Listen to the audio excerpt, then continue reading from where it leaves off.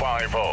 Hey guys, it's Ron Phillips with the Conservative Cartel. You know, everyone lives with a little bit of pain, but living with diabetes can be a real pain. While you may have to test your blood sugar and take insulin, ordering your testing supplies shouldn't be one more pain you have to deal with. At least it's not when you work with Diathrive.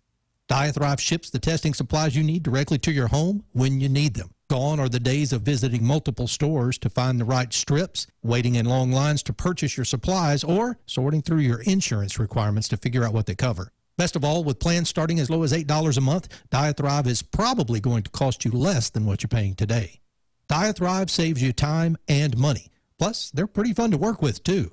So why don't you give Diathrive a chance to show you there's a better way to manage your diabetes? They're so convinced that you'll love their service that they're offering your first month of supplies free. Simply type the code MATT, that's M-A-T-T, at checkout.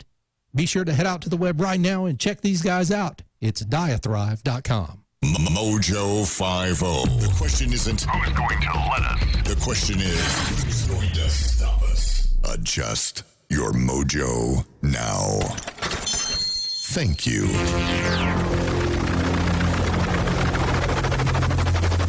The mothership has landed. Doc Thompson, Brad Staggs, the mighty MoJo 50. Yep, still here, still on the right side of the grass.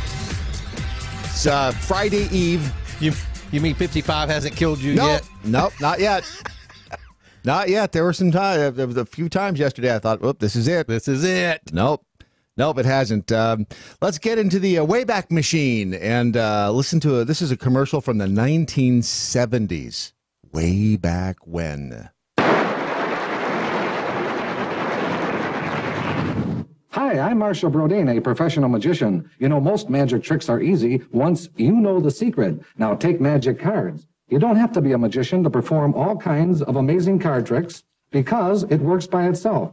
Have someone take a card, place it back in the deck. Tap the deck, it comes to the top. Put it back in the middle, and it's back on top again. Make 2 or 3 piles. Whatever pile they point to, the card is there. Now, for more fun, take the top card, tap it, and it changes to their card. Place it on the bottom, and they all change to their card. Wow. Cut the deck, and they're all different again. 6 or 60, you can work TV Magic Cards, the mechanical deck that works all by itself.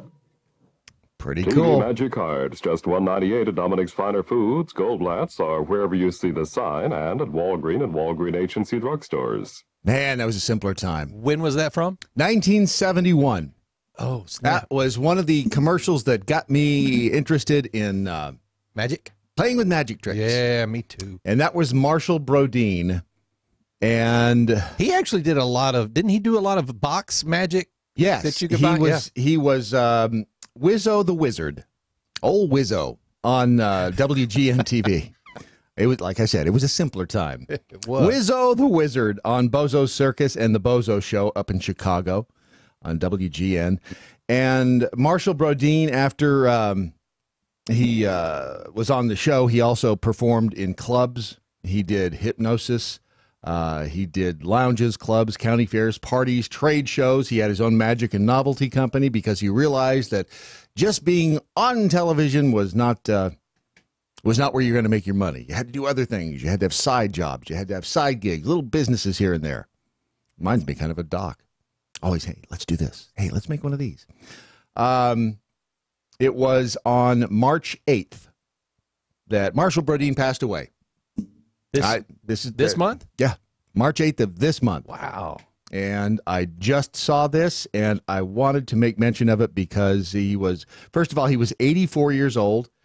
He died from complications of Alzheimer's disease at the Arden Courts of Geneva Memory Care Facility. Man, that disease sucks. Alzheimer's sucks it. As many of you know, I have my grandmother, my maternal grandmother is, she's got Alzheimer's. She's been in Alzheimer care facility for the last, 15 years or so. Horrible. It's a horrible disease. He'd lived at the facility for the last 5 years. Prior to that, he'd lived up in Geneva.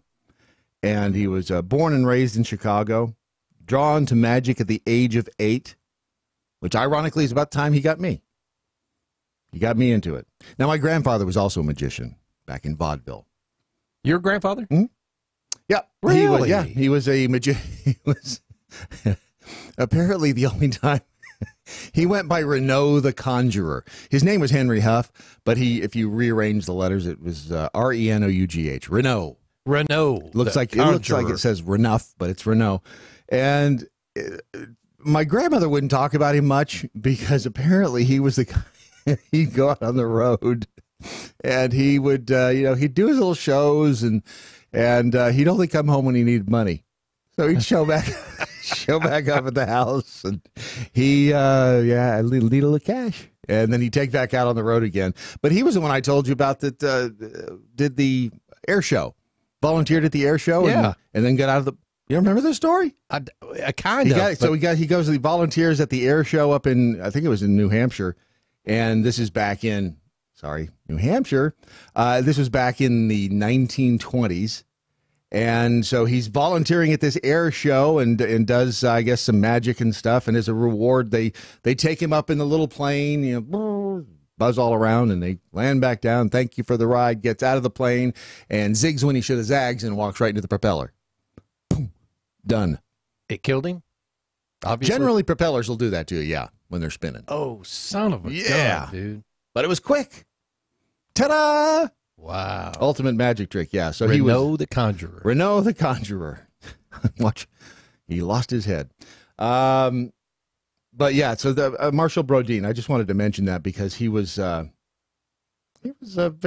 influential in my early life and quite a magician and quite the entrepreneur. As a matter of fact, in putting a lot of my magic collection up on eBay at Brad Staggs, BradStaggs. Bid high. Brad, you've got some pretty cool magic out there. Yeah, I just had too much. I've been into magic for years because my uncle does it. He actually sells online also, but not the kind of magic that you have. You've done some pretty big illusion. I've built some stuff. I've seen some things. You want to know how they made the Statue of Liberty disappear? Yes. Not going to tell you. I know. I know you, the thing you about and that. I've had this conversation. You can go online and find out how they did it. It's not that. I mean, that's the thing about magic they anymore. The camera, dude. Actually, no, they didn't. You're close, but they didn't. Yeah. You think you know. Oh, but you don't know. They shifted the stage. You're getting warmer. Again, it's online, so anybody can find out if you want to. I just can't break the code. I signed an agreement. I couldn't break the code, so I can't. You signed an agreement. Well, yeah, when you sign up for the Junior Magicians Club, you have to agree never to tell the secret. I see. Are you saying that that's not a valid agreement? No, not at all, because I think that's a valid agreement. Thank you. I signed it. Magicians never give their secrets away. They never. Unless their wife beats them over the damn head every day. Unless somebody pays them. Even the wife beating over the head doesn't do it. If you get paid, though, yep, I'll give it. Well, that's true. Now, aren't you one of the guys that goes into the magic stores in Las Vegas? Have you ever done that? You know, there's a lot of them there. Well, there used to be. There's not some. The Magic Makers is there. There used to be Houdini's. I think Houdini's might be out of business now. There was one in New York, and then there was another one in the basement of. Can't remember. Bally's. Bally's. And it's gone. It's gone. That was Houdini's. And because when you bought their tricks, of course, they would take you behind the bookcase and teach you a few things. And then they'd show you how they did the trick. No, that was the cool thing. That's the whole thing with magic is when you buy the magic trick, it's the secret. Because most of the time with any magic trick. You're buying the secret. You're right. You're not buying the prop. The prop could be a playing card with a hole in it. I mean, it could be something really stupid. It's the secret. It's the way you hold the prop. It's all of that. That's what you're actually paying for. It's like the original intellectual property. Correct. That's what it's all about. So that's why when they say, when you buy it, think about it long and hard because, sorry, where's the bell?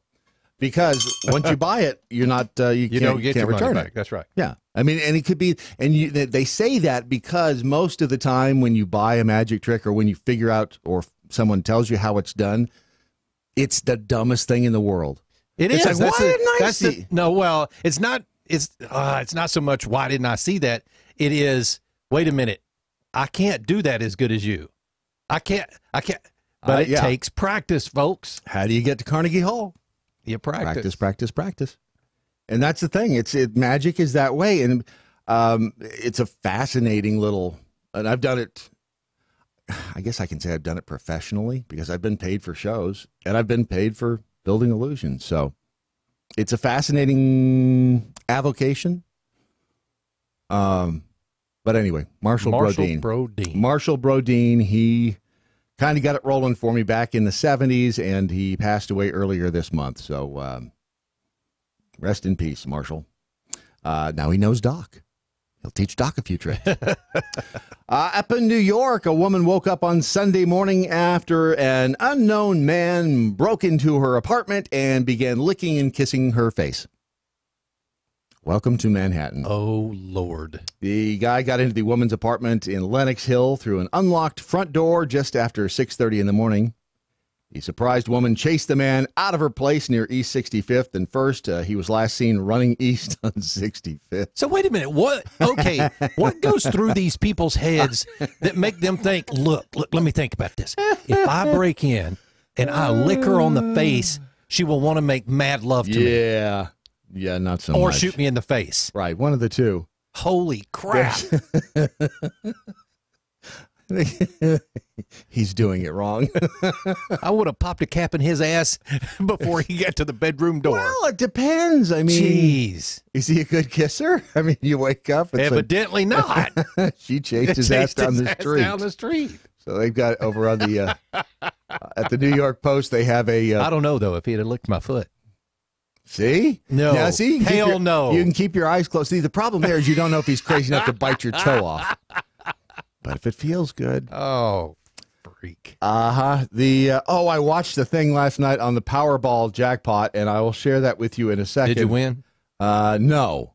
I don't think I did after this. Wonder if any of the jackholes are richer. You'll understand why. New investigative research has found out that a stroke can actually affect the diversity of the bacterial population in your gut. Every day there's new news coming out on gut bacteria and whether or not it's good or bad, and all the things that can affect in you. The CDC notes that every 40 seconds somebody in the United States experiences a stroke, a cardiovascular event in which the brain's oxygenated blood supply is cut off, can cause damage to the brain. And now they're finding a connection between that and gut bacteria. Wow. I'm telling you, it's a crazy world. Go to lovemytummy.com. That's where you'll find Atrantil, designed to work on said gut bacteria in a positive way. It's neither intended to diagnose nor cure any ailment. So I think that's the FDA disclaimer. Bloating, if you experience bloating or abdominal discomfort, or as Jeremy Hansen said, what was it? Long bouts of diarrhea. What's listening to him? Explosive, I think. Hey, that's it. Explosive bouts of diarrhea. Enjoy that English muffin. Sounds like the day before a colonoscopy. Right. Just saying. Damn, does this mean I got to get one of those? Yes, now, it does. Actually, you've had one, right? No. What? Nope. You're supposed to get one at 50. You know what they do? Every time they do that to you, they find something wrong with you. They didn't find anything wrong with me. Oh, the's plenty wrong with you. Oh, no, there's not. Yeah. Except for the fact that I had to go through that crap. See? Oh, literally. See? I just want to wake up one day and realize, man, I'm 2 hours from death. I should write some thank you notes. Dr. Ken Brown. That's it. The Gut Check Project is this morning at 10 a.m. Eastern, and today they have a guest named Mark Semmelman. Mark. Yeah. Mark Semmelman. Yeah. Raquel's Wings for Life, I think. Today at 10 a.m. Eastern on Spoonie Radio. Excellent. So, and go to lovemytummy.com and find out more about Atrantil. Stinking Duck said it was Mayor de Blasio licking her, wasn't it? Which is why she chased his ass down the street. Yep, she was just pissed off at his policies. You know that? I think it was probably. God, what the hell makes people think that? Oh, check it out. It's ballsy. That fantasy in his head. It's got. That's what it is. If I lick her on the face. Yeah, she'll fall in love with me. She will fall in love with me. I don't know how many dudes think their wives like that. He rolls over and he goes, if I lick her on the face. Because after you lick their face, it stinks. If you lick your hand and smell it, it stinks. It's something to do with your spit, and it's just nasty. Dude, I would be worried about the spouse or the wife that said, oh, you just licked me on the face. Let's have mad sex right now. Is there any other kind? I guess not. What was that from? Is that to Frasier? We had angry sex. Is there any other kind? I'm trying it tonight. I'll let you know. Yeah. Let me know how it works for you. So I was looking at the Powerball jackpot last night, and there was a post on Yahoo Finance why a bigger Powerball jackpot is actually the worst time to buy a ticket. And because the odds are astronomical. It's actually not about the odds. It's I'll let this guy explain it to you. I think now's the time to buy a lottery ticket. But that might not be the case. Here's why. To determine whether a bet's worth it, gamblers and statisticians look at what's called expected value. It's essentially calculated by multiplying the probability of winning by the total payout. Rational gamblers limit bets to ones that have a higher expected value than the cost to play. So when it comes to wagering $2 on a Powerball or Mega Millions ticket, the math is much the same. You have a roughly 1 in 300 million chance of hitting the jackpot, which might lead you to believe that the larger the jackpot, the larger the expected value. Right. But leaving it at that would be oversimplifying things.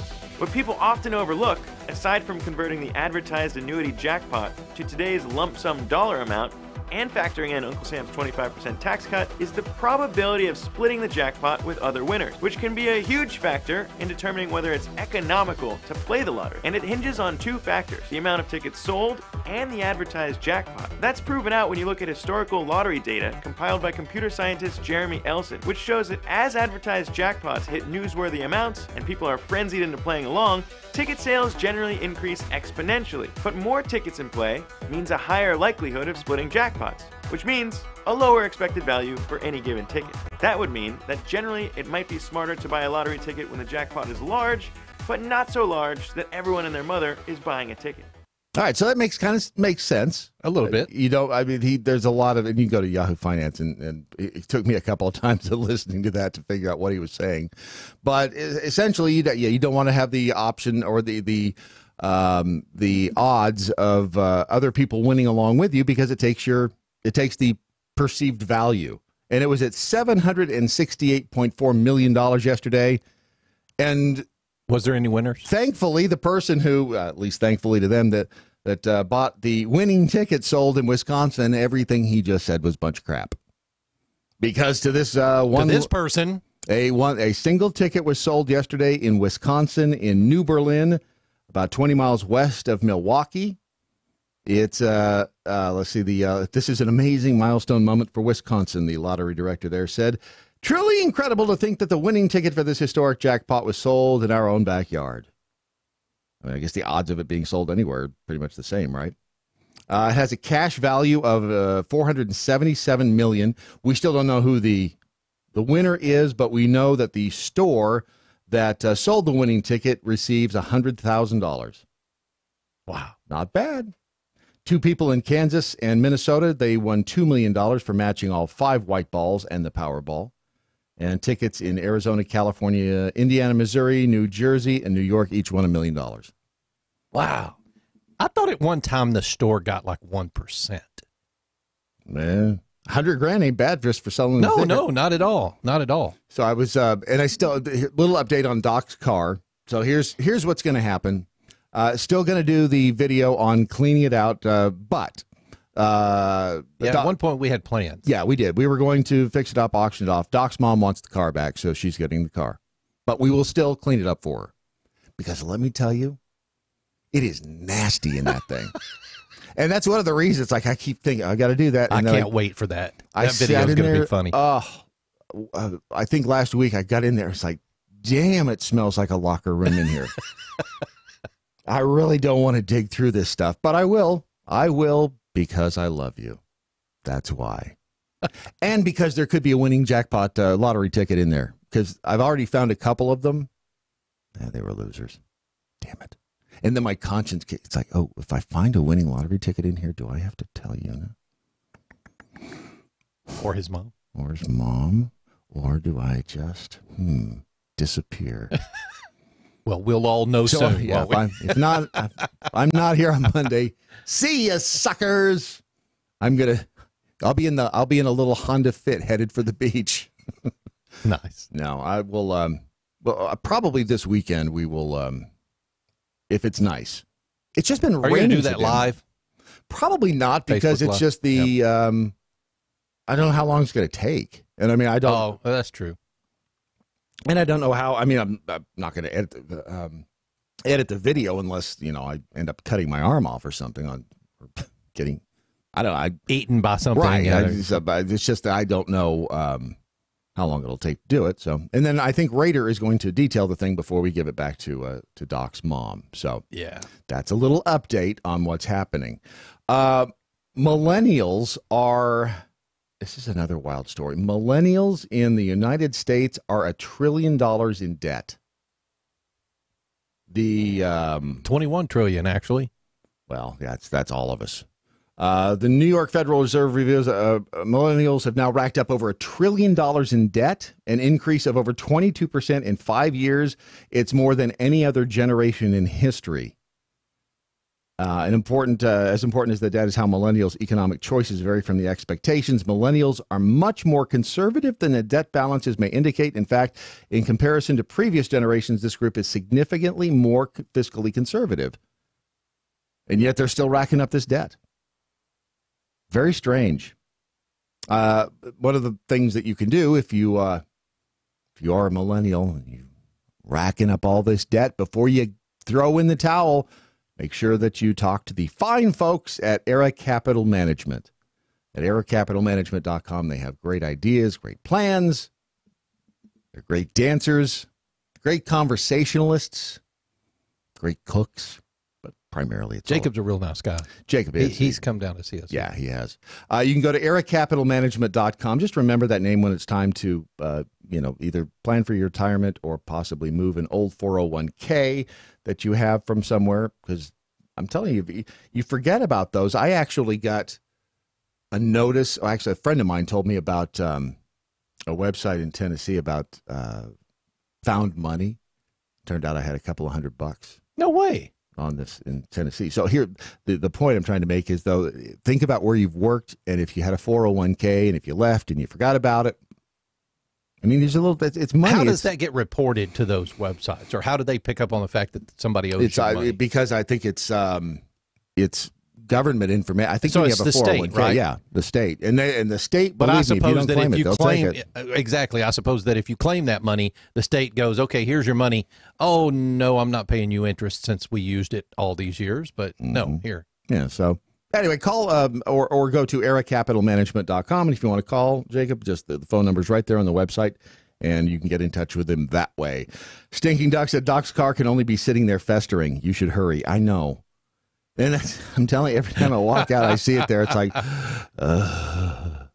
it's there was a spoon sitting on the dash last time. I'm assuming it's still there because no one else has been in it. But it looked like he'd been eating yogurt and just left the spoon there. Oh yeah, so it's been fermenting. Oh, it's going to be inside of his car is going to be wine. Well, at least it's just.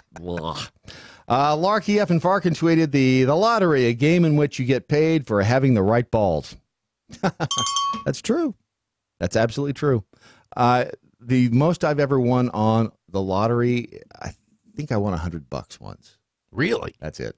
I think I've won $2. Yeah. Yeah, most people just don't win. Asking for a friend, Jack Hole. I just found out that I'm going to lose about $75 a week for the next few months as a result of the flooding. That sucks. All right, so where does asking for a friend, Jack Hole, Mrs. Doc, live? Nebraska. Oh yeah. Okay, so so what's happening that you're losing $75 a month? Do you think? I don't know. Asking for a friend, Jack Hole, Mrs. Doc, please let us know. And if you can, actually, call up. The phone number is 202-900-5900. Let us know how things are going up there. Oh, yes, please. Because it is just, again, it's not getting reported, and I try to do as much as I can, and we try to slip in reports here and there. And so, anyway, if you can spare a couple of minutes to call and let us know, just give us an update on that. And let us know how things are going up there. And, hopefully we can get the word out and maybe get some help. What is going on with the Pope? You asked me this question this morning, and then, of course, you told me what he doesn't like anymore. But it is bizarre because I thought it was his thing. I thought that was the thing when you met the Pope. Yeah. Apparently he doesn't like people doing this thing. And it's some video came out. It's bizarre. Did he snatch it back from him? Yes.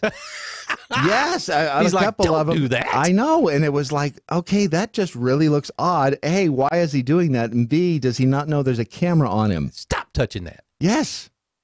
So we should probably explain. Oh, we don't have enough time. We'll explain exactly what it is that the Pope keeps pulling back from. And I'm assuming there's a logical explanation. I don't know. But we'll give you the details on that and much more as your Daily Mojo continues in mere seconds. Happily promoting the 4 F's: freedom, faith, free markets, and fun. MoJo 50. I'm Michael Pelka from PureOpelka.com. Here's your 2-minute drill. What's going on in Venezuela? What is happening? Russia lands planes that deliver tanks and troops, and nobody says much about it. Well, yesterday in the White House, the president was visiting with the wife of the opposition leader, the declared president of Venezuela, Mr. Guaido. But the journalist asked the president about the complications created by Russia landing troops and military equipment in Caracas. What sort of complications does the Russian involvement now pose? Russia has to get out. What's your next question? I love that answer. Russia has to get out. Now, what's your next question? Well, there was a next question. We'll see. We'll see. We'll see. All options are open. Just so you understand, all options are open. Just so you understand, all options are open. What's the president talking about? Possible military intervention? The weird thing here, Venezuela's dictator, President Nicolas Maduro, has had truckloads, caravans of aid burned, destroyed, not letting them get to the starving citizens of the country, but he will allow Russian troops and tanks and other military equipment in. Why? To protect his butt. And what's Russia get out of it? Think about the oil that Venezuela has. Keep an eye on this one, people. It's going to get interesting. Testudo, my friend. Testudo. Mike Opalka's 2-minute drill is powered by MoJoWildRice.com. Their wild rice is a superfood, gluten, sodium, fat, and cholesterol-free, yet high in fiber, protein, zinc, phosphorus, and trace minerals. But you're going to love it because it's delicious. MoJoWildRice.com. MoJoWildRice.com. The Daily Mojo. And JR15 just tweeted, there's always time for that in regards to the what's going on with the Pope query. I'm not sure that it's exactly what you think, though. JR15. Doc Thompson got run over by the Amtrak. Brad Staggs, if you want, I can sell you a biohazard suit to use while cleaning out Doc's car. I may need it. I started to say, if you wait too much longer, the biohazard suit will kill you itself. It's going to get hot, dude. Yeah, it is. You're right. I need to. Okay, this weekend. As long as it's not rain. The problem is, it's just the weather's schizophrenic in this part of the country right now. Or you're busy. Or I'm busy. A little bit of both. I've almost got the chairs done though for the JDRF silent auction. So if you posted one online, that was nice, Brad. Yes, Tim. Thank you. I've got another one just like it. Now, do you finish those after you build them? I mean, like. Go ahead, you got this. You've got this. Come on. Yeah, thank you. Yeah. Do you stain them? These, I think I am. Yeah. I think I am because cedar's a weird, very porous wooden, different colors. So I think I'm going to stain them all. We'll see. So this video came out of the Pope during a mass in Loreto, Italy on March 25th. And I'm going to just, you'll hear if you're watching on the Facebook, you can see it, or if you're watching on the YouTube. So he's standing there, I guess, in a reception line, and people are coming up, and I kind of feel for the guy because, first of all, the nun reached down to kiss his ring. You know, he's kind of okay. He sort of let her kiss the ring. And he lets a few other people come up. They come charging up at him, too. I'd be a little nervous if I was this guy. Because they do come right up, and some of them look like they're going to try to kiss him on the mouth. And so he kind of shortstops them. He gets up to about... Oh, some of them are doing it, and some of them are not. Right, yeah. Some try to... And I don't know where, because I'm not Catholic, I don't know where the practice of kissing the Pope's ring started. And I don't know... He's very... That guy one guy starts to kiss his ring, then kind of backs off, and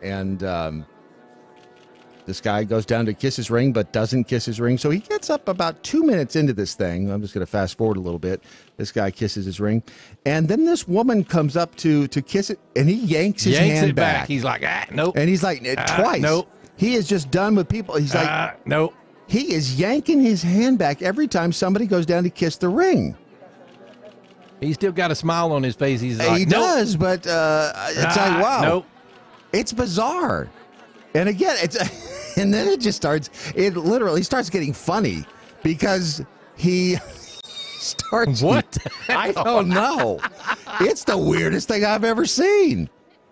Does he not know there's a camera filming all this? And he just, it almost turns into a Saturday Night Live skit. He's like, stop slobbering on my hand. Holy crud. Thank you. I'm not sure which bell that was, but I think I'm going to use that one. And then maybe that's what it is. Maybe it's the fact that he does not want to... he doesn't want people licking his hand. Maybe it's flu season? Maybe. Yeah, but it was funny because he let a few people do it. He let a few people kiss it. And then he's like, okay, that's nasty. I'm out. Yeah, maybe that's it. Maybe they were just slobbering all over the guy's hand. Wow. He, but the weird thing is that he just in mid greeting to these people just started yanking his it's like it's like psych. He's like, how you doing? Nope. How you doing? Nope. And they say it's unclear why the Pope stopped accepting the gesture. Reuters quoted an aide as saying, "Sometimes he like it, sometimes he does not." Oh, of course. Well, that clears things up. So by kissing the ring, if you're Catholic, if you could maybe tweet why that happens. I think somebody in the line started licking their lips, and he went, yeah. No. Or I don't know. Did somebody suck on his finger or something? Did we see that? We didn't see that. You know what? Every time we talk about religion here, it pisses everybody off. So. God bless him.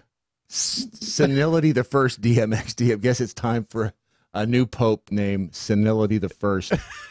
Yeah, that's true. Mojo Jedi just tweeted, wonder how many biohazards have been spread by kissing the ring. That's the thing. Man. It's kind of like kissing the Blarney Stone. Oh, that is so nasty. I mean, who was it that was here? Dunn, Jonathan? Yes. We were talking about that at dinner, and the way he was talking about it, I'm like, I'm going to stop eating. This is, oh my God, that is so nasty. He didn't say he kissed it, did he? No. As a matter of fact, he's like, the Irish don't do it. Right? People in Ireland are like, what the hell are you people doing? Why are you kissing the rock?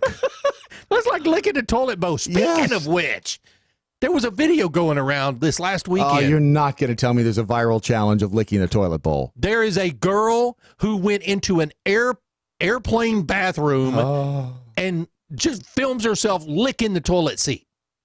I almost gagged. That was the net. I mean, oh crap! Literally. I don't know what fell again. That's let's go that one. And again, there's another a viral challenge. Why? What? How did I miss? First of all, how did I miss that? And secondly, what in the hell is wrong with people? So she goes in and just starts licking the toilet bowl? Yeah, and you know how women kind of do that sultry, seductive look into the camera, and some women do well and some don't. Yes, that's true. And so she's holding that camera, and she's got those eyes. She's staring right into the camera, and she just goes. It must have been a bet. Oh, it had who gives to have a damn. Would you do it for $100? No. 500. No. 100,000. Yes. There you go. There you go. I'm not sure I'll go. I'm not. Oh, I thought about it for a second. I hate that I'm a cheap bastard. This brings me back to Chicago gutter water. Oh. I'm telling you that was when we were walking down the street up there. And every viral challenge gets worse and worse, right? The next thing you know, she sticks her head in the toilet and she's sucking up the water. Okay. There are people right now spitting out their coffee. Oh, boy. Hell, I'm about to turn off the show. Oh, it was so nasty. But it was like a train wreck. I couldn't stop watching. What the hell? It must have been there must have been there must have been money involved. I wouldn't lick my toilet at home and my ass has been on it. Oh, God. I really. I'm going to tell you, if I could find that video, I'm going to show you. Please I literally, I mean, the whole time I'm watching it, I'm thinking, what in the hell imbalance does she have? There's either mental illness or money involved in that, because I can't think of any other reason to go into an airplane bathroom and lick a seat. Lisa says, "Oh my God, Ron, stop talking." Yeah, that was. Sometimes I can take it, and sometimes I can't. I don't know. My stomach, every now and then, it's like with the gutter water. I couldn't do that, and this one is. God, dog, dude. Perhaps we just move on. Please. Kim Fox. When you thought Jussie, did you see that video? I sent it to your Facebook. Oh, did you? Yeah, Facebook. Oh, good. That's another place I don't check. Of course. I didn't see the video. She has expressed regret over dealing with the Jussie Smollett relative early in the investigation. First of all, she says. Yeah, there's like a 26-minute video of her being interviewed and all her answers as to why. Yeah, well, what she's saying is, first of all, she's never had a case where the victim turned into a suspect. Never had a victim turn into a suspect. This is what she told the Chicago Tribune yesterday. In hindsight, as we see how all of this is played out, is there regret that I engaged with the family member? Absolutely. This is such horse crap. This is such absolute bravo, Sierra. Due to her contact with that family member, Fox withdrew her involvement in the case when investigators started casting suspicion on Smollett. But then later she decides that her office is going to reinsert itself into the case. So this is absolute. I'm telling you, there is so much more to this story than meets the eye, and somehow this is going to tie into the Russia, the Mueller probe. I'm not quite sure exactly how yet. But in Chicago, an internal memo from the office of the Cook County State's attorney, Kim Fox, this was obtained by Fox News yesterday.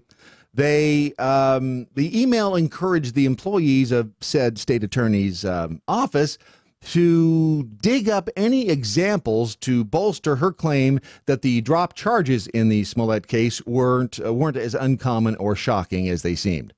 The email read in part, quote, "We're looking for examples of cases, felony preferable, where we, in exercising our discretion, have entered into verbal agreements with defense attorneys to dismiss charges against an offender if certain conditions were met." End quote. The email added, quote, "Nobody's in trouble. We're just looking for further examples of how we as prosecutors use our discretion in a way that restores the victim." End quote. Not clear who sent the email or exactly when it was sent, but remember, she recused herself from the case in February, but then defended her office in offering Smollett the alternative, what they're called, the alternative prosecution model. This is beyond, I would say it's stunning, but it's Chicago, first of all, and Chicago has been this way since the beginning of Chicago. This is just politics as usual in that town. It is absolutely, to us mere mortals out here on the street, it's stunning. And by the way, there is a National Association of District Attorneys. Who knew? The National District Attorneys Association, which they say they represent almost 2,800 prosecutors' offices around the country, heavily criticized Fox in a statement to Fox News. They said, first, when a chief prosecutor recuses him or herself, the recusal must apply to the entire office, not just the elected or appointed prosecutor. This is consistent with best practices for prosecutors' offices around the country. The statement began. This is just how this isn't criminal is beyond me. Whoa. What's funny about the video when you're watching her talk about it? It's like it's normal. It's like this is what happens every day. Yes, and I'm sure that's their strategy is we've got to get out in front of this thing. I mean, I'm not sure what they thought was going to happen. She says this was a class 4 felony, which is right above a misdemeanor. And even though grand jury found him, charged him with 16 felonies, he would have only pleaded to 1. So it really only would have been that. And we give in the state of Illinois, we give people the opportunity to exactly. And she's sweating like a pig the whole time she's talking. God bless her. And it was one of these interviews where the whole time she's talking, you're thinking to yourself, she's lying. Really? This is how it works. Which makes me wonder if she's not getting pressure from above. Oh, easy.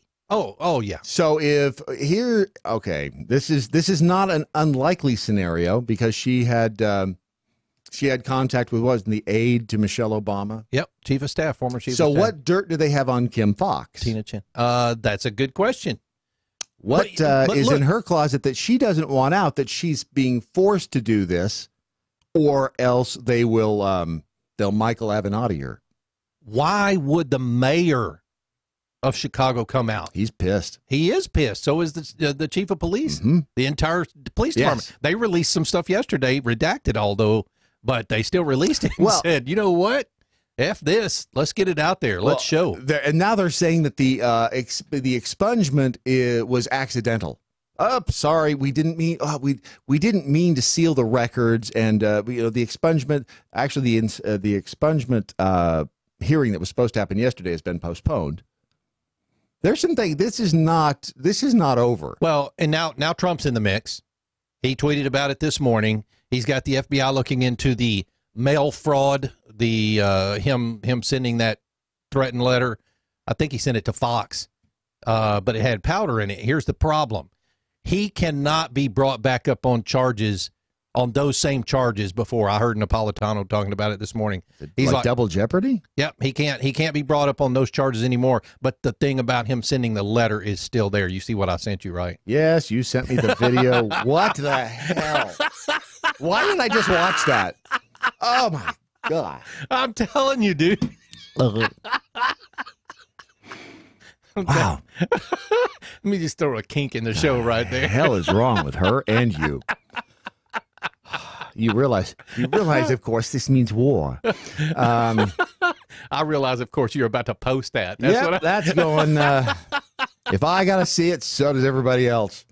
In the meantime, and we'll continue this, but I did want to tell you about cat coolers. Since I have your attention now, catcoolers.com. Make sure that you go there at some point if you are in the market for a cooler. These are top-of-the-line coolers. They are the technology. The days of the old styrofoam cooler, you get it at 7-Eleven as you're heading out of town. Those are still good for some things. And if you're on the road, if you're traveling somewhere, and you fly somewhere, and you've got to grab a cooler, those are still great. And then you throw them away and you piss off the environmentalists.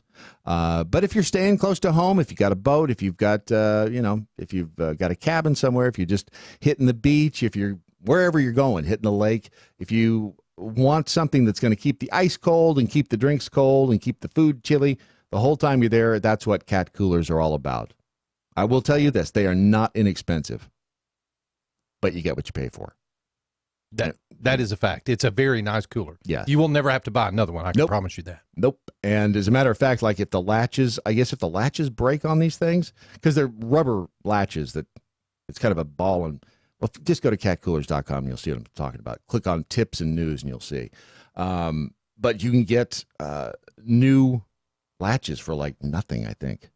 And you register your cat cooler, so if things go wrong, They got warranty. Register your cat cooler, receive a coupon for $10 off on a cat tumbler. Man, they're giving stuff away. Holy crap. Yeah. Oh, yeah.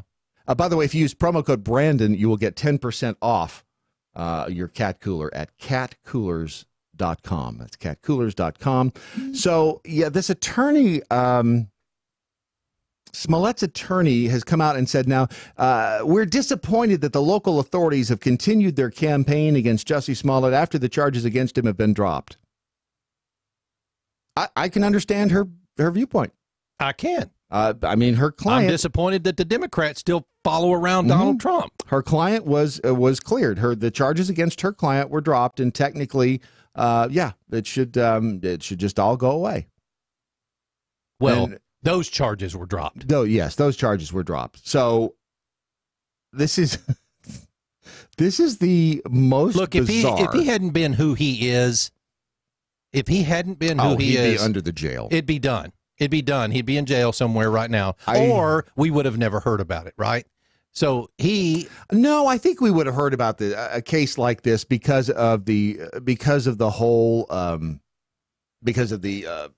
whole him being black, the MAGA, and the hate crime and all of that. So I think we would have heard of it. But if it had been just Joe Nobody who made this up, Kim Fox would have roasted his butt. Yeah, easy. Yeah, because he screwed up the whole narrative. He screwed up the whole narrative over white privilege and everything else. He really he screwed the pooch on this. But that's why they want it to go away.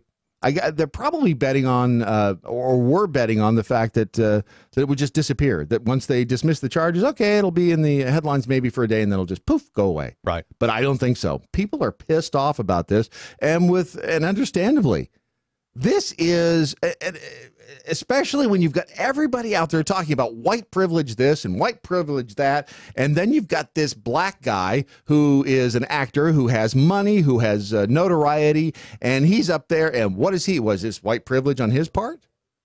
I mean, this is just such BS. The case is closed, she said. No public official has the right to violate Mr. Smollett's due process rights. Again, I agree. Mr. Smollett, like every other citizen, is innocent until proven guilty in a court of law. He's entitled to the same constitutional protections as any citizen charged by the government with a crime. And yes, I agree. Now, who was it, though, that came out yesterday and said, this doesn't mean he's innocent? Wasn't one of the district attorneys up there? I mean, it's just, they have not gotten their story straight. Right. And that's where it's really getting dicey. We've not heard the end of this, and it's going to end with somebody's head rolling. I wouldn't be surprised to see Kim Fox resign. Oh. I wouldn't be surprised. Interesting. I wouldn't be surprised to see that happen. There's something on her. There's dirt on her somewhere. There's something going on. But we'll follow it, because now it's like a soap opera, and it's like a train wreck you can't walk away from. I know somebody like that. If you've ever been to Arizona and Flintstone's Bedrock City, did you know there was a Bedrock City? I did not. In Arizona? You better go fast, because they're closing it after this summer. I'm surprised it's still open. It was based, obviously, on the Flintstones from the 1960s series. You'll have until the end of the summer. It's going to close and then reopen again as some dinosaur world. But they say thanks to the popularity of the Flintstones. Well, that's a perfect segue, because weren't the Flintstones, didn't they have dinosaurs? Yeah. Which is kind of weird that they would close it down and open up a dinosaur thing. It was the... Most kids don't know the Flintstones. That's just it. Yeah, it's and they don't know Bugs Bunny either. That's sad. That is really just sad. Although, I will say, if you go back and watch some of the Bugs Bunny... There's a lot of adult humor there. Did you? Not only adult humor, but there's one with a black guy as a hunter. Oh yeah. Oh boy, howdy. Yeah, obviously you can't get away with that these days. Lordy, no.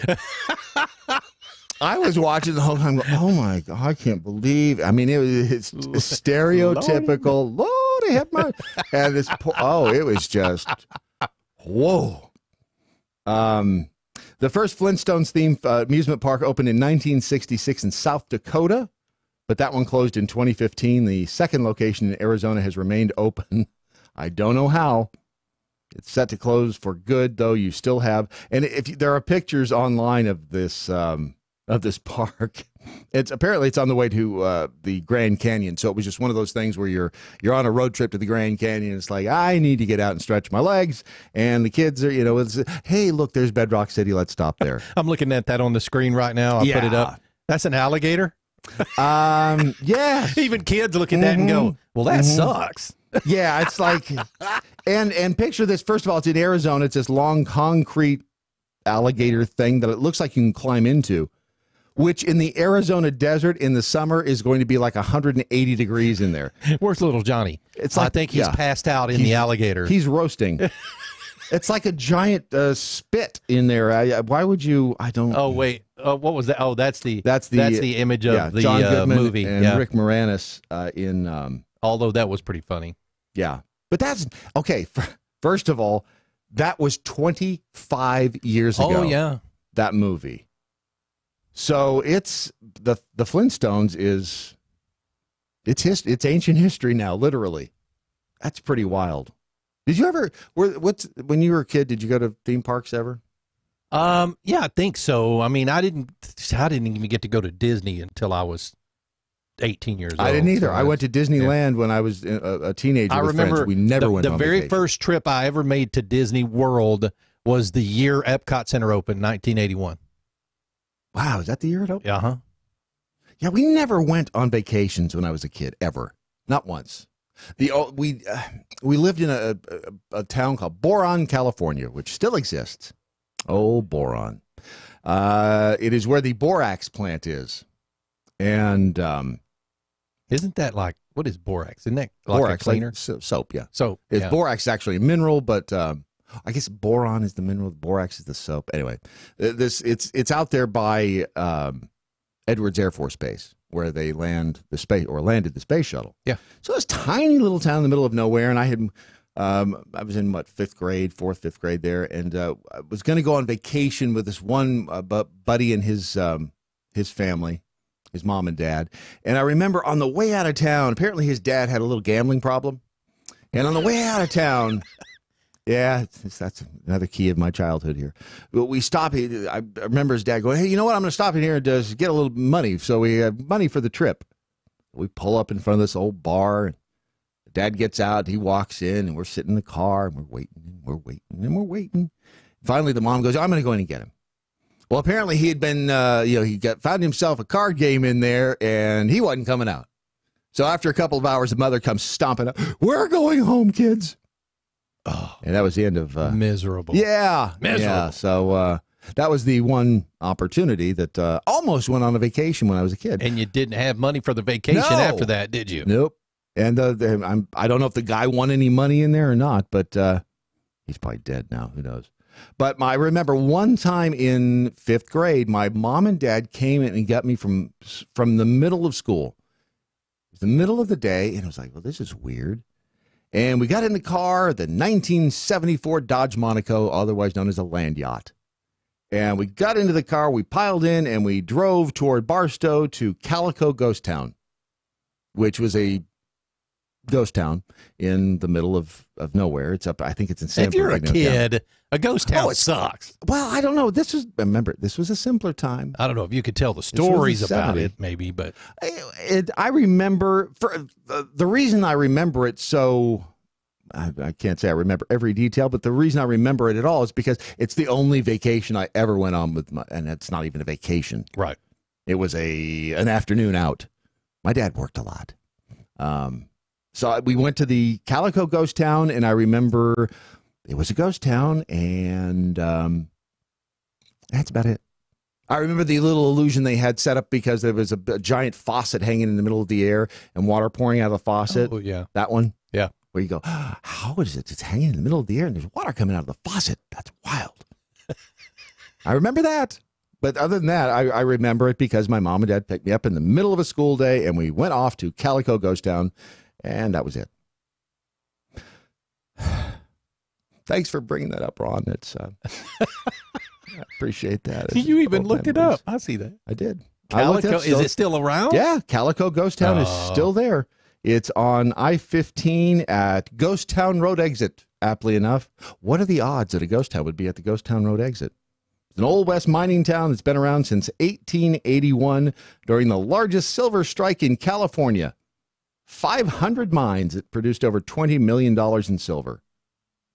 You see, these are the details that I never got as a kid.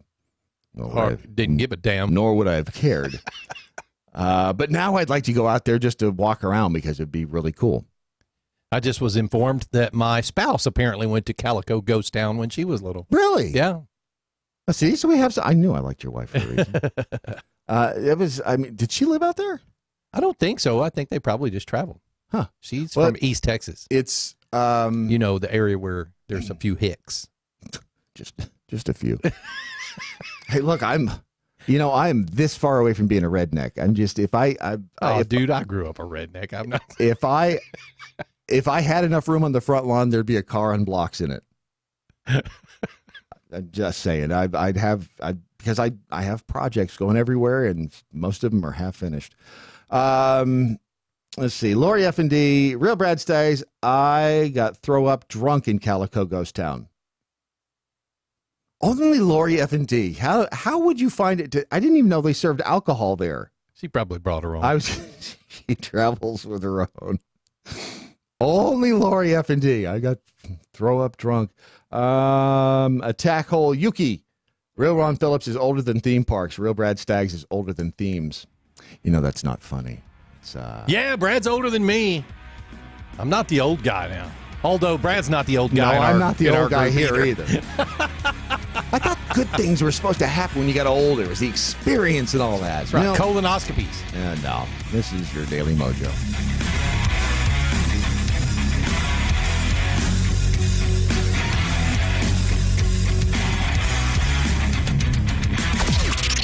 This is the seditious, rabble-rousing, liberty-loving, home of fun, entertaining, and compelling talk. MoJo 50. News this hour from townhall.com. I'm Rich Thomason. Calling the Jussie Smollett affair an embarrassment to our nation, President Trump says the FBI will review the case, which Mr. Trump terms outrageous. The president on Twitter this morning also says that Congressman Adam Schiff should resign from Congress. The president writes that Schiff spent 2 years knowingly and unlawfully lying and leaking. And Mr. Trump says there is no question as to what the Russia probe was really all about. This was an attempted takeover of our government, of our country, an illegal takeover. And if it were the other way around, where I was doing it to President Obama or a Democrat, it would be virtually the maximum sentence that you can find. The president talking with the Fox News Channel Sean Hannity. Tonight, Mr. Trump will hold his first political rally since being cleared of Russia collusion. At an evening rally in Grand Rapids, Michigan, the president will go before thousands of supporters to claim vindication after the conclusion of the Mueller report. And he's sure to echo a sentiment he expressed earlier this week. We can never, ever let this happen to another president again. While the president is pleased with the outcome of the Russia investigation, he's blasted the process as an illegal takedown that failed. Tonight, we may get a glimpse of how Mr. Trump plans to use the issue during the 2020 campaign. Greg Clugston, the White House. It began as a carjacking. It ended with 2 people dead. This happened yesterday afternoon in Seattle, and a bus driver who was shot and wounded by the carjacker is credited with saving lives after managing to move his bus and its passengers to safety after being shot. Police do have a suspect in custody. Nothing yet on a motive for the attack. Wall Street futures in the red. Dow futures down 17 points. S&P futures 2 points lower. More on these stories at townhall.com. Take the pain out of ordering your diabetic testing supplies with Diathrive. Diathrive ships the testing supplies you need directly to you when you need them. Best of all, with plans starting as low as $8 a month, Diathrive is probably going to cost you less than what you're paying today. Diathrive is so convinced that you'll love their service, they're offering your first month of supplies free. Simply type the code DOC, D-O-C, at checkout. Diathrive.com. That's D-I-A, thrive.com. You know what makes you feel really good about yourself? Doing something good for somebody else. And if you'd like to do that today, go to jdrf.org. Join them in the fight against type 1 diabetes. jdrf.org. It's something good you can do for the world. jdrf.org. While we run train on the progressive agenda, does she know she speaks straight? Didn't they get mad at Brett Kavanaugh over the whole run train thing? They got mad at him for liking beer. Brandon Morse, weekday afternoons, MoJo 50. Wow. Hey, guys, Ron Phillips from the Conservative Cartel. I want to tell you about a new weight loss product that's quickly becoming part of our MoJo 50 family. Okay, so it was launched by this Texas company who have taken the good stuff in olive oil and created a patented product that helps people control their appetite and lose weight. That's right. It's also a big help to keep the weight off. In a 6-year study of former contestants from The Biggest Loser, you remember that show? It showed that when you lose weight, your body actually thinks something bad has happened and it fights back by slowing your metabolism and boosting your appetite. Rid-U-Zone, that's R-I-D-U Zone, contains a patented ingredient that has been shown to boost metabolism and reduce appetite while helping you burn fat. If you are struggling every day with cravings, try Rid-U-Zone. It makes it so much easier to control your appetite and not think about food all day. That's my problem. For a short time, we have a 30% off deal for our show. Just go to riduzone.com and enter code MATT. That's M-A-T-T. Again, that's riduzone.com. R-I-D-U-Z-O-N-E.com. Rid-U-Zone. If we weren't so bad. To puppy rape. I like to cuss. Do I want to keep my penis? Cat wants some black titties. We wouldn't be so good. MoJo 50.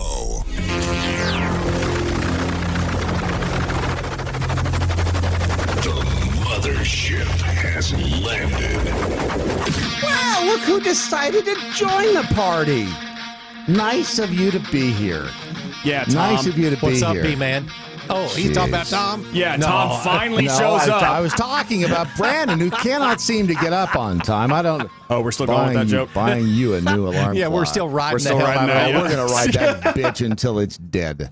For those of you who haven't figured it out, I'm not actually late. This is exactly when I come in. But Brad thinks it's funny to keep this going. Using that apparently. Excuse. And apparently, he thinks you know what? it's... You want to go to HR? Yeah, you know what? Let's go to HR. Let's go to HR and talk about this. As soon as we find it, we're headed there. We were doing a rock video there for a second with the in and out. Yeah, we're not that hip. Excellent. Tell you who's going to end up in HR.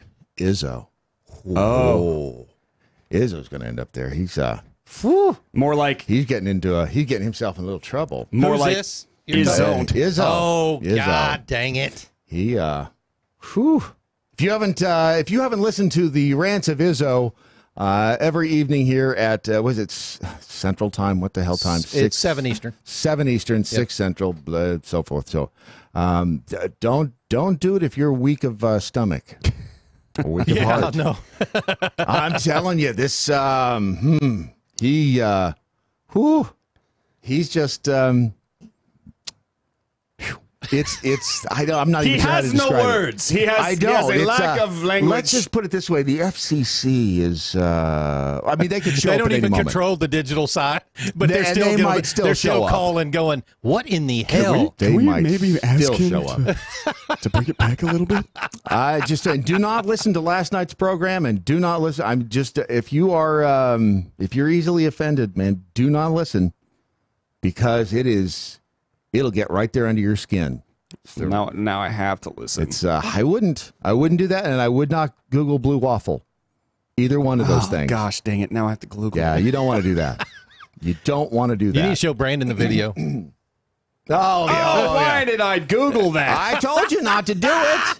I told you not to Google blue waffle. You can't say that and yes, not expect me to do it. That's on you. I told you not to. The way you react, the way you take advice, that's up to you. But and again, I would recommend you do not listen to Izzo tonight because it is. All I'm saying is you want to talk about train wrecks? Whoa. I find myself defending Olivia Jade. I am on her side in this whole Varsity Blues thing. She has become a victim. She is I agree with her. She's not Felicity Huffman. She's Lori Loughlin's daughter. And that sounds like a celebrity name for a kid, doesn't it? Olivia Jade. If I'm Olivia Jade, I'm pissed off too because, quite frankly, she was very honest. Those videos that she did, she had a very successful YouTube channel. She had endorsements. She had companies paying her a lot of money. to talk about their products. And it was obvious from the videos that she did that her parents wanted her to go to USC. Mm-hmm. They wanted her in college because, by God, you need...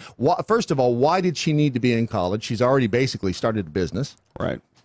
I mean, isn't that why you go essentially why you go to college, to learn more about your trade, your vocation, what you want to be? Yeah. She was honest. She said, like, no, I'm looking forward to the parties. Okay, great. She'd already talked to her professors, she said, although she said deans, about, the time she was going to have to take off to run her businesses, essentially. Yeah. But mom is like, no, you're going to USC. You're going to school. If everything that we've seen so far is on the up and up, I totally agree with her. I'm pissed off too, because it's like, Mom, I told her I didn't want to go to school. They forced her into this. Now she's had her brands drop her. Right.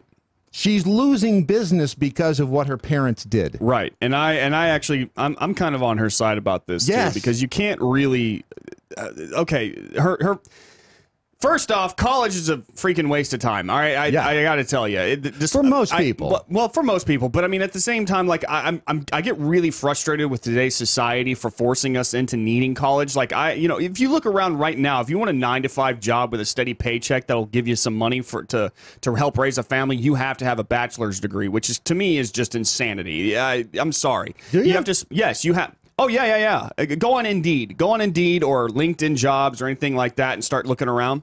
Trust me, you won't be able to get your foot in the door anywhere unless you actually have a bachelor's degree, which is hysterical. It doesn't matter what your degree is in, so long as you just have one. Which is stupid. It's stupid. Which is dumb. It's stupid. Like, I'm sorry, this is ridiculous. Most of the jobs that are out there don't require a bachelor's degree to understand how to make it work. Go in there, learn how to do it, have a learning period, and then do the job. I had an employer tell me once that it's not really about what your degree is in. It's about that you were able and committed to go through 4 years of school. I'm like, that's you know so what? backward. I've been doing this. I've been doing my job. I've been working a career for years. Let's talk about commitment. Exactly. And that comes in that requires you to somehow get an interview and get in there and sell yourself. Exactly. Which is always the way it's been. Right. But now it's like that, and then on top of that, you have to accumulate thousands of dollars worth of student debt that you won't pay off for years. Exactly. All for a degree that has nothing to do with the job that you're going to get.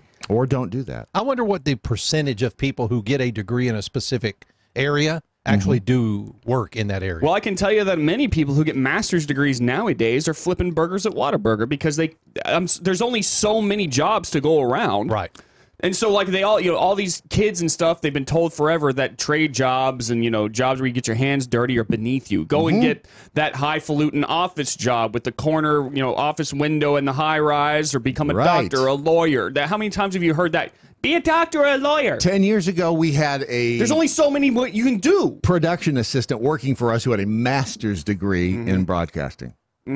Or a mass comm, one of the two. You know what? A master's, and she was working as a production assistant. Yeah, that's ridiculous. There's no reason, especially in this business, in the entertainment, but there's no reason to have a degree unless if you're going to be an accountant, if you're going to be a nuclear physicist, if you are going to if you're actually going to be a doctor or a lawyer, or if you're going to be an archaeologist, if you're just going to play one on TV, But people go in there like, well, I have a liberal arts degree. Like, for what? Right. All this is a very expensive piece of paper that says, I know how to follow orders. So that's what this girl's mom is forced her into doing is go to college for what reason? I have, other than the cachet of saying that my daughter's at USC. Yeah. And that's it. And they still say it's at this point unclear whether Bella, or that's Olivia Jade's sister, had any idea what their parents were doing. But Olivia is taking it really hard. She says I would too. She says the one source was quoted to say she's not talking to her parents right now. Yeah. Even though her friends are all trying to make her see that she shouldn't be mad at her folks since they were doing what they thought was best for her. And I can understand that. No, I cannot. I cannot, because listen to this. They're trying to, that's it. They were doing something illegal. No, absolutely. They were. You cannot. Which is not in her best interest. No, it's not. Absolutely. They're absolutely wrong on that point. My point is that I understand that, like, parents would go above and beyond, even going so far as to break the law in order to, because they thought that what they were child. They were doing the right thing for their child. You know, they were trying to get their child ahead. I understand that much. But here's what pisses you off as the child. Right. You go through 4 years of school. Yeah. To have it nullified because your parents are Oh, douchebags. absolutely. And I 100% agree with there. that. She didn't want to be there in the first place. Exactly. She feels like the victim, and I agree with her in this case. And then this is the other thing that she has hanging over her head now. Yes. Am I good enough? Do I really need my parents' help to get by in life? Like, am I only here because I was pretty much bought here? You know, and that is to me like one of the worst parts about it is now her entire confidence can just absolutely be destroyed now. Did she get to where she is because she's good at what she does?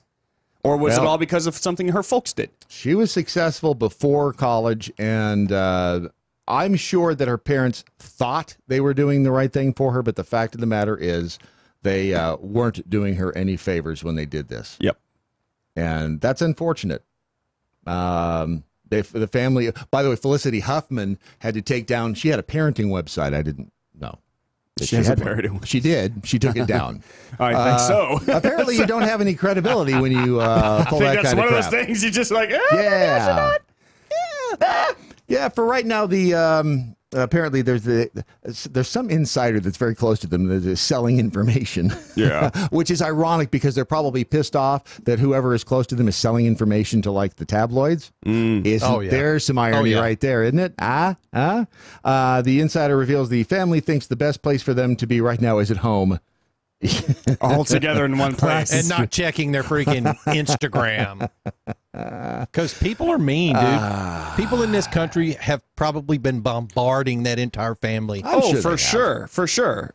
No. People on the internet's relentless. Yes, it is. You step away from Instagram if you're involved in a scandal because even if you're completely innocent of it, it doesn't matter. The court of public opinion is already decided. on you. That's right. Isn't that the truth?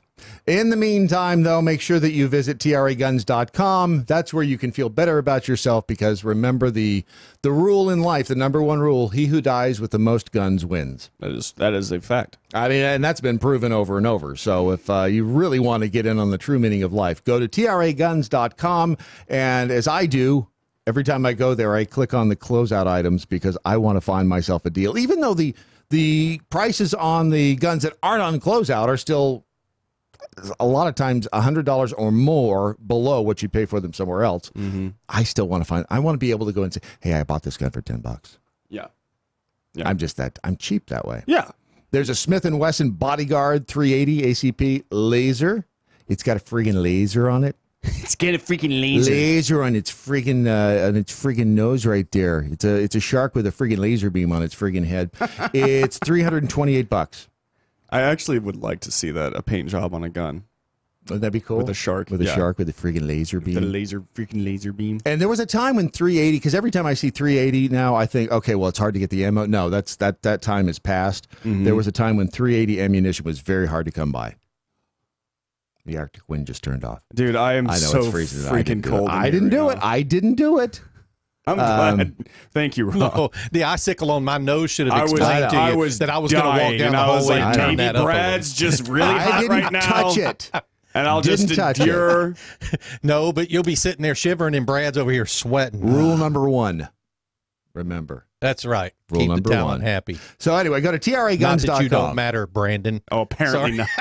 You got your own show. You can have whatever damn temperature in you. I didn't do it though. This I don't is mind defending our myself. show, Brad. This is but I'm sitting over here. I'm doing all the hard work since dumbass would jog on the damn train track. You want to switch spots, Brad? Yes. Then let's switch spots. You can have it. I'll sit over there and giggle. Fine.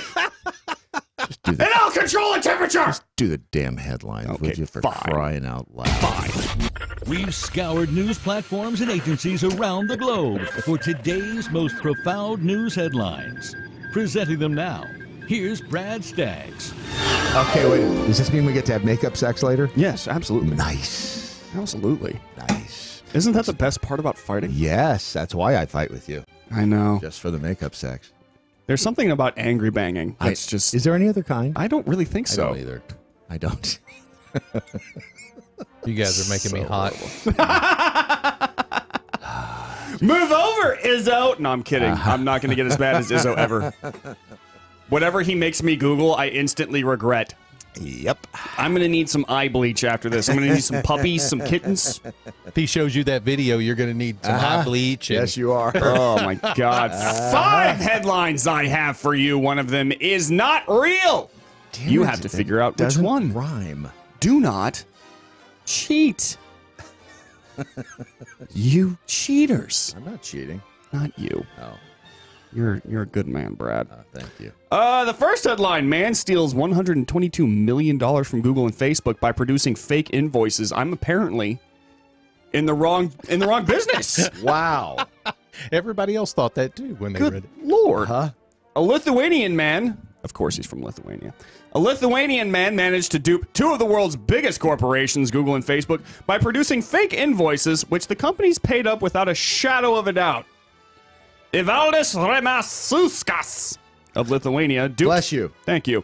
Duped Facebook of $99 million and made Google pay $23 million between 2013 and 2015 by simply sending fake invoices for things they did not even order and supporting his claims with forged paperwork and emails from corporate executives. I'm impressed. I'm not even mad. I'm impressed. I was going to say they need to hire this guy. He's got some skills.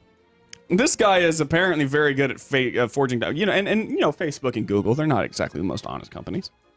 No. What would make you say that? So, I don't feel bad. I don't feel bad for them at all. No. I actually want to shake this guy's hand. Yeah. Well done. You're a thief, and that's not good. They get hundreds and hundreds of invoices a day. I cannot condone it. However, I can understand it. I bet somebody, if they did it right now, they would probably get away with it. They just did. No, because that was back in 2013 to 2015. I'm If talking you about do even it, if give us a call. they do Yeah, it right right. now, they probably would get away with it. But now you just alerted them that it could be happening, so now you've screwed up their chances of having it work. Well, I mean, thanks. They already knew that it worked. Damn it. But they have, like he said, they have so many coming in and out. Zig, revealed to be cunnilingus. What? 23 years after the Spice Girls burst into our lives with the single smash hit Wannabe. That's what that means? A sensational new book penned by the band member Mel B has revealed the actual meaning behind the lyrics Zig. I'll be damned. Said she wasn't motivated to stir the controversy, but she said that she and fellow band member Jerry Halliwell came up with it one night as they were writing the song. If you want to be my lover, gotta get with my friends. Okay, what does that mean anyway? If you're going to be my lover, you got to get with my friends? I always thought that was a weird lyric too. Yeah, it's like threesome, Brad. Okay. Are your friends hot? Foursome. Okay. But Mel B, she let us in on a little thing. She said zig is the noise that she makes. She says zig a zig? Like it's I'm pretty sure it doesn't sound like zig but I'm pretty sure it's zig a zig. But it's one of those weird noises I guess she makes, it's like something like that. I don't know. Do that again, Brad. I don't know what she does. So hot right now. I don't know what she does. There's been a lot of sexual tension in this room as soon as he walked in the door. Have you noticed that? It's just every one of our female listeners just went, "Oh yeah, wow." I make that noise. Reminds me of that whole joke. Bubba, that you? I know that. Yeah. If a woman does that, do you go, I'm sorry, what? Here's the best part. Don't stop, you idiot. Don't stop. But I was just wondering shut up. Don't stop. Oh, man. Artists building wall of cheese at Mexico border to make America great. GRATE again. I see what you did there. Yeah. The cheese. To make America great again. Right? There are currently 200 blocks of cotija cheese stacked and ripening in the sun at the United States border with Mexico. They're the work of LA-based Canadian-born artist Cosimo Cavallaro. He must be French. He must be. Who hopes to construct a 1,000-foot-long, 6-foot-high cheese wall as a critic of the Trump-supported federal border wall. I support him. Do you want to get ants? Because that's how you get ants. That's how you get ants. That's how you get ants. I just want to see somebody eat their way through it. I did that. I support him in this effort. That would be a lot of queso, wouldn't it? That would be a lot of queso. That's right. All the uncles out there just went, that's not how you get an ant. Right. You kick him in the ice hole. Hey! Refer back That was a to callback. Yesterday. See? We tie it all together here, is what we do. The wall, which would make America great again, is part art project, part political statement, you think? Where's the politics in that? I don't see it. It's just cheese. Caballero is fundraising for his effort via a GoFundMe, where he notes each solid block of cheese costs. Sure it's not Caballero. $100. Caballero? Caballero. Caballero. It sounds so much, I don't know. Yeah, it does sexier. sound a little. Yeah. Caballero. See, that's better. Yeah, I like that. That's good. You're welcome. New Jersey man's werewolf murder trial ends without verdict because jury can't decide whether he is insane. Wow, they should move it to Chicago. It'll make a lot more sense. Yeah, that'll help a lot. The jury is deadlocked with a mistrial. Has been declared in a Northern Virginia murder case in which the defendant, a New Jersey man, said he thought his victim was a werewolf. Yep. Well, I don't know why that's a problem. Apparently, I just want to know, did he lick his face? In the middle of that story this morning? No. See, if you got here on time, you'd hear all the right stuff. All the right stuff. I like that song. The judge dismissed the jurors Wednesday, apparently after 3 days of deliberation. So, well, yeah. Wow, it took that long. Yeah, That's what you're saying. 3 days of deliberation. Is this guy a werewolf? Is he, though? We don't know. We can't prove it. He's dead now. You know that all evidence of being a werewolf disappears upon when death. you die. That's right. It does. You turn back to a human. That's true. It drove a golden spike through him. It's a silver. Whatever. Yeah. Gold, Dude, silver. Do you not know how to kill a werewolf? I think it's Brad? stainless. Isn't it stainless? No, it's just silver. No, that's Just the silver? Pure silver. That's the 30th anniversary. Oh. Of your werewolf's death. Of your werewolf. China removes all gay dialogue and scenes from Bohemian Rhapsody. Ends up pretty much creating like the worst movie ever. He removed all what dialogue? All gay dialogue and scenes. What is gay dialogue? Essentially, you know, where where two gay people are talking to each other? Have you seen the movie? Yeah. Okay, so anything that references like homosexuality, it's gone. Yeah. So pretty much all of Bohemian Rhapsody. I imagine they whittled the film down to about 30 minutes. It's a 30-minute film in China. Huh. Which it kind of deserves to be, I feel like. You know? I love that movie. I'm sorry. Oh, man. Maybe I'm just salty because I really don't feel like it deserved to win that many awards. Pissed you off.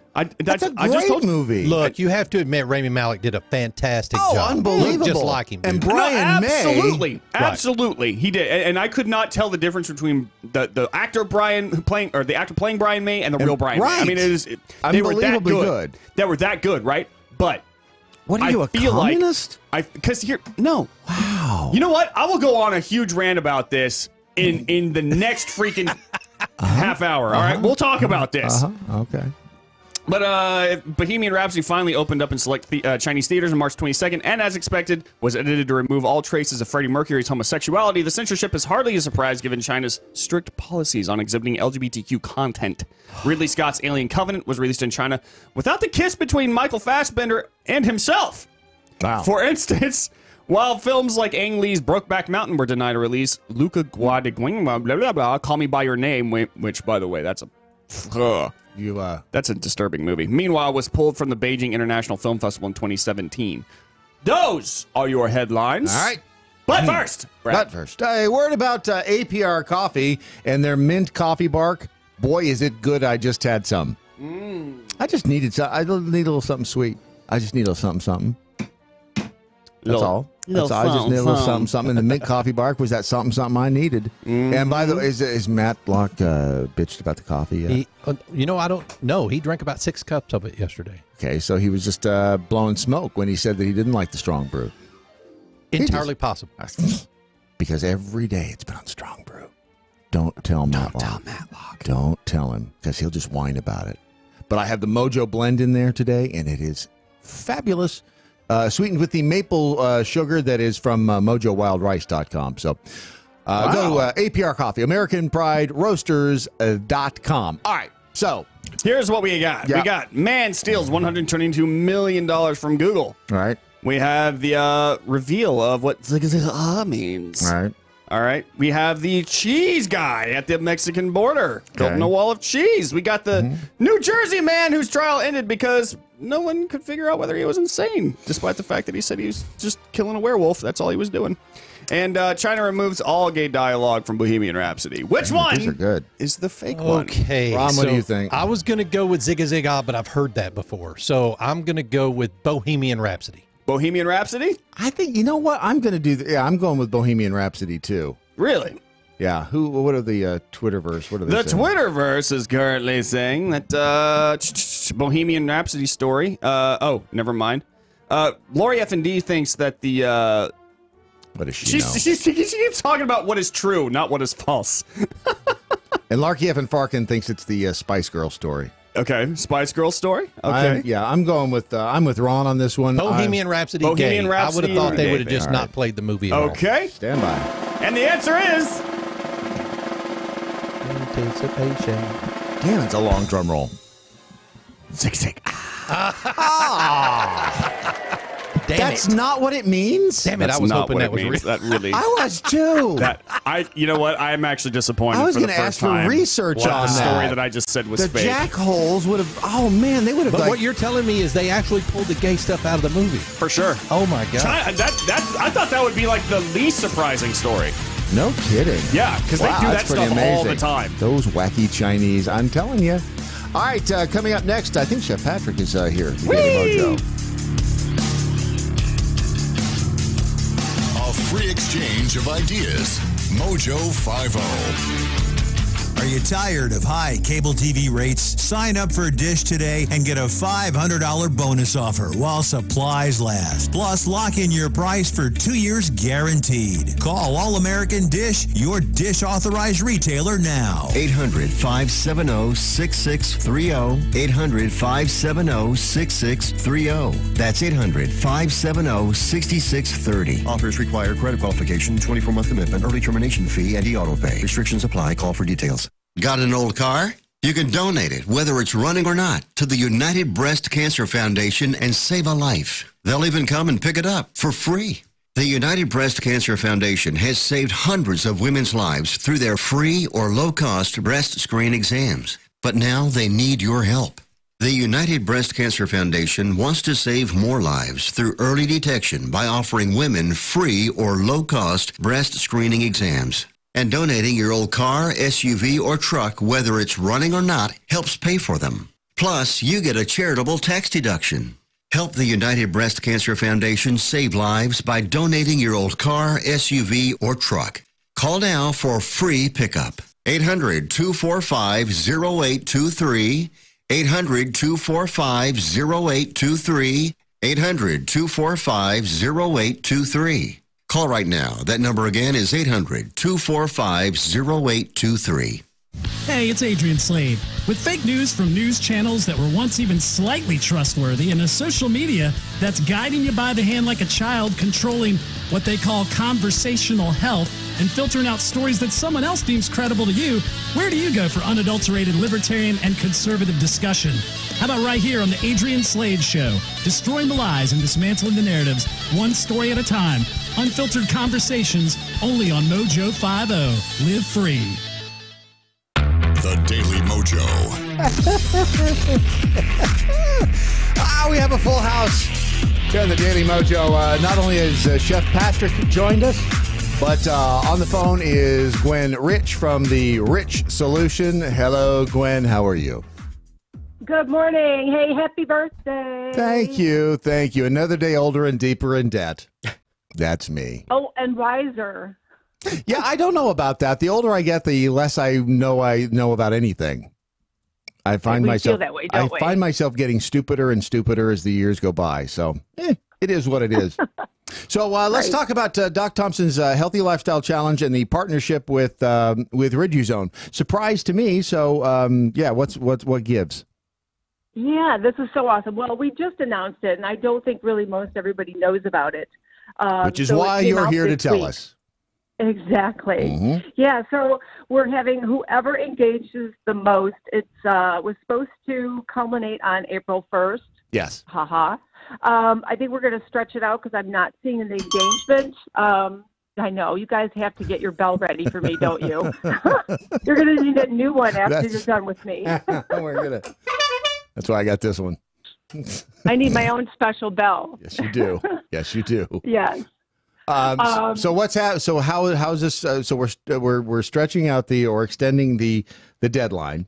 Yes. What, a week? Through next week. Okay. Yeah. Right. We need to see some engagement. So yeah, but it's all about just Well, Brandon's engaged.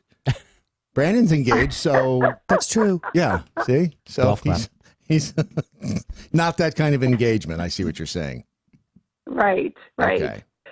Yeah, so we're just doing a small task every day. Everything that we've already learned throughout the week through the webinars, just reinforcing everything we've talked about it. Okay. So it's not like I'm putting any new surprises out there. Okay. Yeah, so tell me how things are going with you. I'm good. I'm good. I mean, Easter's always a hard time of year because the Cadbury little white chocolate eggs come out. Dirty little bastards. And then those little rabbits with their freaking... Have you ever seen those little white eggs? The little Cadbury's white chocolate eggs? I have. I can beat that one. Okay. What? Tell me. You've got Reese's comes out at Easter time. Oh, don't even get me started. See? With the bunny-shaped one? The egg. Oh, my gosh. I don't So even it's care like that a it's... huge-sized it is vaguely shaped like an egg. Vaguely. I will say yeah, this. but that thing is... Here's the thing, that they also have the Cadbury little eggs are also in a royal dark. So I got some of those to offset the white. There you go. So I did. So I am changing slowly my behaviors, but again, you have to do it slowly, right? Yep. Oh, good job. So thank you. Well, you need to let the people in the challenge know that, because they see you're doing all this great stuff, and it inspires them that they can do it too. That's awesome. I will. And right now that's what we're doing. We're telling them all. We're spreading the good love and the word. Wow, that sounded vaguely. Yeah. That was vaguely bill-worthy. Gwen, is there a prize for the one who engages the least, maybe? Like me? I'm just saying. I mean, I always go for highest score in golf, so... Yeah, that works for some people, doesn't it? No, I haven't really come up with that one unless you can think of something. No, I did go out and run today. Brad is inspiring me. I went out and went for a 3-mile run this morning. Not by the train tracks. I went the other direction. I was going to say. Good. Yeah. How the hell did I inspire you to run? Oh, you didn't really. I just the way you bolt out after the show. All right. So Gwen, if people, it's not really, it's never too late to make changes in your lifestyle and make healthy changes. So if people still want to join, and the group's not going away after we're done. I mean, if we'll keep going. There will still be an outlet for you to share stories, etc., and that will be on the Rich Solution Facebook page. And by the way, have I told you? I'm not sure that I did tell you that the supplement package on the Rich Solution, they've got it named the Doc Thompson Healthcare Challenge, as opposed to the healthy lifestyle. So that. Really? I'll have to go check that. Thank you for bringing that to my... Yeah, we don't need healthcare challenge. Right? No. Exactly. That's what happens in a nursing home somewhere. Yeah, we don't want to ever dock that way. And maybe just put a link right there, top of the front page, so that everybody can find it super easy. And is there a promo code still? Yeah, absolutely. Do doc, and they can get 25% off. Well, that's kind of weird. Why? That's, I don't know, just strange. Did you use promo code DOC for the Doc Thompson Healthy Lifestyle Challenge? Just, yeah, make it easy. There you go. 3 letters. There you go. No excuses. Make it easy. All right, Gwen, thank you. It's therichsolution.com, and remember to join the Healthy Lifestyle Challenge, and that's either on the Facebook page, the Rich Solution Facebook page, or you can also find a link at the top of the Doc Thompson Daily Mojo Facebook page as well. All right, awesome. Then Saturday, what time? 2 p.m. Central Standard Time. 2 p.m. Central. That would be 3 p.m. Eastern and 4 o'clock. You got it. No, this is 2 p.m. Noon on the West Coast. Yes. I hate time zones. Me too. We all do. Time zones. But you just did it so well. Thank you. Move Thank back you to very Arizona. much. All right, Gwen. Thanks. We'll talk soon. All right. Bye. Bye. Thanks, guys. Yep. All right. So, so to join if you can, and be inspired by Chef Patrick, who joins us now and has already run this morning. When did you? Chef Patrick. I thought I was going to die, man. I was up at 4:30. I'm like, I'm going to go for a run. No, it wasn't a good deal. It's dark. It was dark, but fewer cars, and I didn't go the direction of the train, so I knew it was safe there. But the weather's really nice too right now with all the. I mean, because it's like 4:30, it's kind of cool, but not cool enough. It's a nice time to walk. Not cold. Well, so the funny thing is, it's almost exactly a mile and a half to my gym. Yeah, and then I turned around and came back. I never went inside. But I got the run in. It's okay. I got the run Don't in. sell yourself short. That's good, though. It is good. That's good. You ran. It doesn't matter where you ran to or what you got. Just as long as you got the exercise in. Came back, collapsed, almost didn't make the show. Almost killed you. Nah, I didn't almost kill me, but so I'm looking at the. I don't know where you want to start, but I'm looking at the pineapple one. The way to eat a pineapple, and I took the pineapple home that was here that Roz sent as part of her birthday gift to us, and I started. I did the right thing. I did the same way you learn how to be a dentist. I went to YouTube. I looked up a video and it explained how to do it. And I tried to do it, and it didn't work for me. Okay, so I ended up just doing it the traditional way. Just wait, did you? Oh, well, you haven't seen. So you this. probably no. I've seen it. So did the segments not separate? Yeah. No, they didn't. I mean, they not for. And actually, the video I watched, she was having a hard time doing it too. I was actually wondering that did they do something to the pineapple before they started peeling it off like that? Now, but if you look at the color on the outside, how dry it is, and how kind of gray and ashen it is, it's super ripe. Yeah, and that's kind of what I was, because if you just pick up any random pineapple and start trying to do that, I've never been able to do anything. They must have cut these segments, and if you're listening to the podcast, the way that they're doing it is they're how do you even describe how they're doing this? If you look at the outside of a pineapple, they're kind of like pentagons, or some pentagons. Sort of shape. Yeah, they're pentagons, and so each one of those pentagons is attached to it's like the flesh that goes to the core, right? And it's like a pineapple. It's like string cheese, right? Yes, in sections. Yes, exactly. And you grab the exterior pentagon and you pull it out, and it's supposed to separate like that, but it doesn't really work that way. Yeah. No, it doesn't. I'm going to say it's a fail. I think they're lying. Yeah, I think they must. And I even tried running the knife into the pineapple from the outside, and then separating it that to separate. No, I don't think. And it just didn't. I mean, obviously it works at some point because it's on this video. They're doing it, but I think there's probably more work involved. And what's the advantage when you do it? I think you don't have to use a knife. I mean, you cut the bottom off. It is. I mean, it's look how brown that is on the outside. It's really ripe. That's super ripe. So I don't think that's. Yeah, I don't know. To me, because and especially with a pineapple that came to us, even the core, because generally you end up coring. I eat the core. So do I. It's good. It wasn't overly chewy. I mean, it was tasty. Now, do you use like a pineapple core thing? I just took a big knife and around the outside, and then cut them in half and cut them into quarters, and then cut the core. I just left the big ring and then just cut them into slices basically, and just cut them into like pie shapes. So that works. Yeah. I mean, this is kind of cool. Watch them how they do this, but I'll go buy a pineapple. I have to go to the store for beer for breakfast Friday tomorrow. All right, and I'll pick up a pineapple and see what happens. See if I can get one that's overripe. I'm gonna pick up a pineapple and see what happens. Some sort of a euphemism. Hey, that's a nice green top you got there. I see the next headline on Did your. you see that? Yeah, and I got to tell you, I am absolutely disgusted. Where? Yeah. So they've taken the cheese stuffed crust. Oh, genius! Yeah. That's a genius inclusion into any pizza. Brad, you like it, right? I love cheese stuffed crust. Yes, absolutely the best. I'll eat cheese from anywhere. This was not the next logical step. No, it was not. No. I'm guessing this came up. This probably came about in Japan because for a long time, hot dogs were a topping you could choose in Japan for like 5 or 6 years, back in the 80s to mid 90s or early 80s to late 80s, right? And it kind of fell off the wayside. But why the hell would you put hot dogs in there? Why would you do that? That's just wrong. Because you got extra hot dogs laying around. I guess. First off, here's my thing. I hate hot dogs. I hate them. You hate them? I think that's a strong word to use for hate. Is it textural? It is just the fact that the way it's phallic, isn't it? You don't like the phallic. I don't like putting long, meaty things in my mouth. It's phallic. I don't know what's wrong with you. It's your constant frustration with me. But no, just the way that a hot dog is made. You know, it grosses me out I don't so know bad. why that deserved a bell, but it Do you did. eat other sausages or cured meats or No, charcuterie? no, or for anything sure. like Like that? some sausages, salami? I understand. Yeah, that. But for some odd reason, the hot dog itself, like, because it really just grosses me out. Is it the way they puree it up so smooth?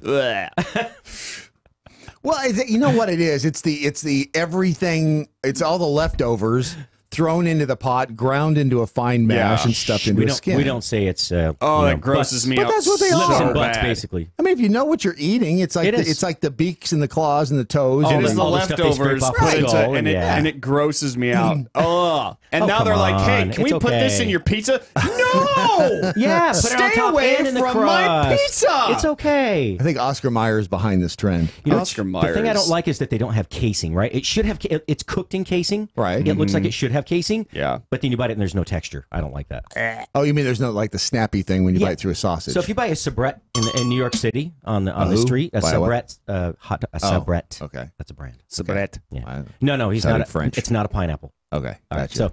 but when you buy those, they're crunchy on the outside. They have a thick casing. It's a They natural snap. casing. They do. like, yeah, it's like biting through a balloon. But anyway, it's available at some places here. The Wait, Cal Z hot dog. I don't know. So is it when you buy at the grocery store? Is it a chain where you have it delivered? Well, or what? Domino's has it. They're filling calzones and pizza crust with the hot dogs, and then they have a couple of other companies here. Must have been a glut of hot dogs.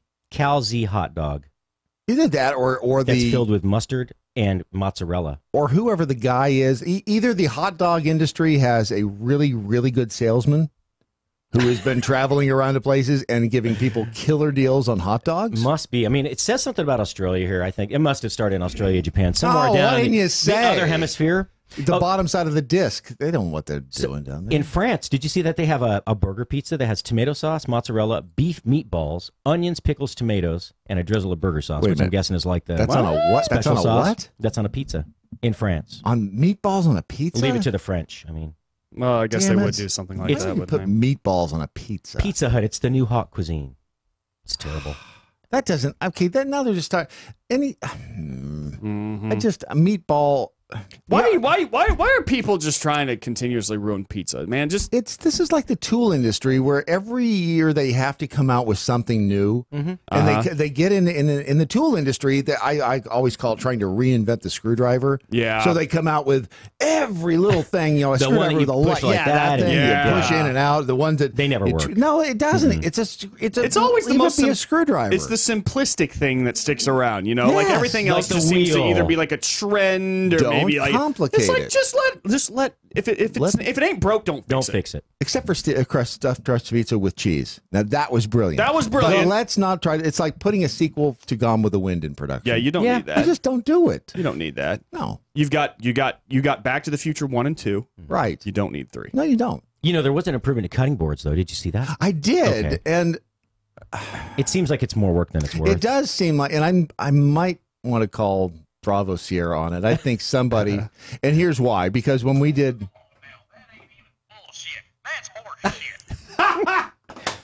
And if you haven't seen this, that this is a little, it's a picture of what I would consider the hand hole in a cutting board. That's where you pick it up. And Sorry, wrong bell. They're showing here. You wanted this one. Yep. And then they're showing people like scraping the waste off into that hole, holding the hole over a trash can. So basically, it's the handle in a wooden cutting board to carry it around the kitchen and put Right. it on the counter. They're saying that, when you push stuff off the end of Right. it goes all over. Sure. Well, okay, just use your hand. Right. They're saying put that hole over the bowl and then push everything through. But Put that hole over the bowl. Over the bowl. I think they use those same instructions in a bathroom. In Japan, they're in the toilets exactly. in the ground. Yeah. Don't stand on the toilet. You know what's so funny is I always found that so gross, but like the way the Japanese look at us and our bathroom habits, they think that we're the gross ones. By the way, that's in Yellowstone. They do have little in the bathrooms. Do they? They've got the little Japanese stickers ones? saying "Do not stand." It's a little animated, But you know just a what, drawing. Don't stand on the toilet. Japanese have regular toilets in their homes, most of them. Sure, and they have but- heads seats with bidets and things in them. I love that. Oh, well, I just think What it's the just push hell, button. man? Don't I be know. standing on my toilet. They're Why are we expensive. so far behind? Because we're not in Japan. But here's the thing. This reminds me of when we did cooking segments for the Food Network. We did cooking segments for HGTV, and you're always trying to come up with a handy tip Yep. And it's like you're making something up for the day. And it's like, oh, maybe you know what you could use the handhold for is like like they do in the fast food restaurants where they get the little hole in the countertop. It could be the same thing. Let's just see it. Yeah. Plastic wrap. It works as a scarf. Right. Yes. And that's what this reminds me of. Yeah. Somebody was bored, and I don't know. It wasn't even a chef that came up with it. It was some lady on. This is going to take more time. And who uses that trash can that they're using is like tiny. Who has a tiny trash can? Yeah, you're using that bowl. It's like what, 4 or 5. Or is that a? Inches Oh, across, I see. That's not a trash can. Is it? Is that? I think that's the bowl. Is that what they're saying? You push your ingredients out into? Yeah. So you're mixing something in a bowl. You chop up the ingredients, throw it in the bowl, and that's. I think they use it. Was it bell pepper or something in there? Okay. Yeah. I don't know. I suppose. But it's okay. Hey, they may have screwed up pizza, but it's National Something on a Stick Day. Like national. Are we supposed to guess what the something is, or just anything? Edible foods on a stick, like meat on a stick. Who doesn't like meat on a stick? Yeah, of course. Fried scorpion on a stick. I'll eat it, but I don't want to. I'll try it once, but I can guarantee you I probably won't try it a second time. You know what? Here's my thought. If the little feet on a cricket get stuck on the way down your throat, think of what the stinger on a scorpion's going to do. You know, what was up with Doc? He didn't eat that day. He watched us do it, Yes, because he's probably done it before, and he realized, okay, I'm not a dumbass. The stupid little feet get stuck in your throat the rest of the day. Yeah, I was coughing for like a week when I made them in Japan. They made them like popcorn. We're at this old country house, and they roasted them in the oven with like soy sauce and sugar.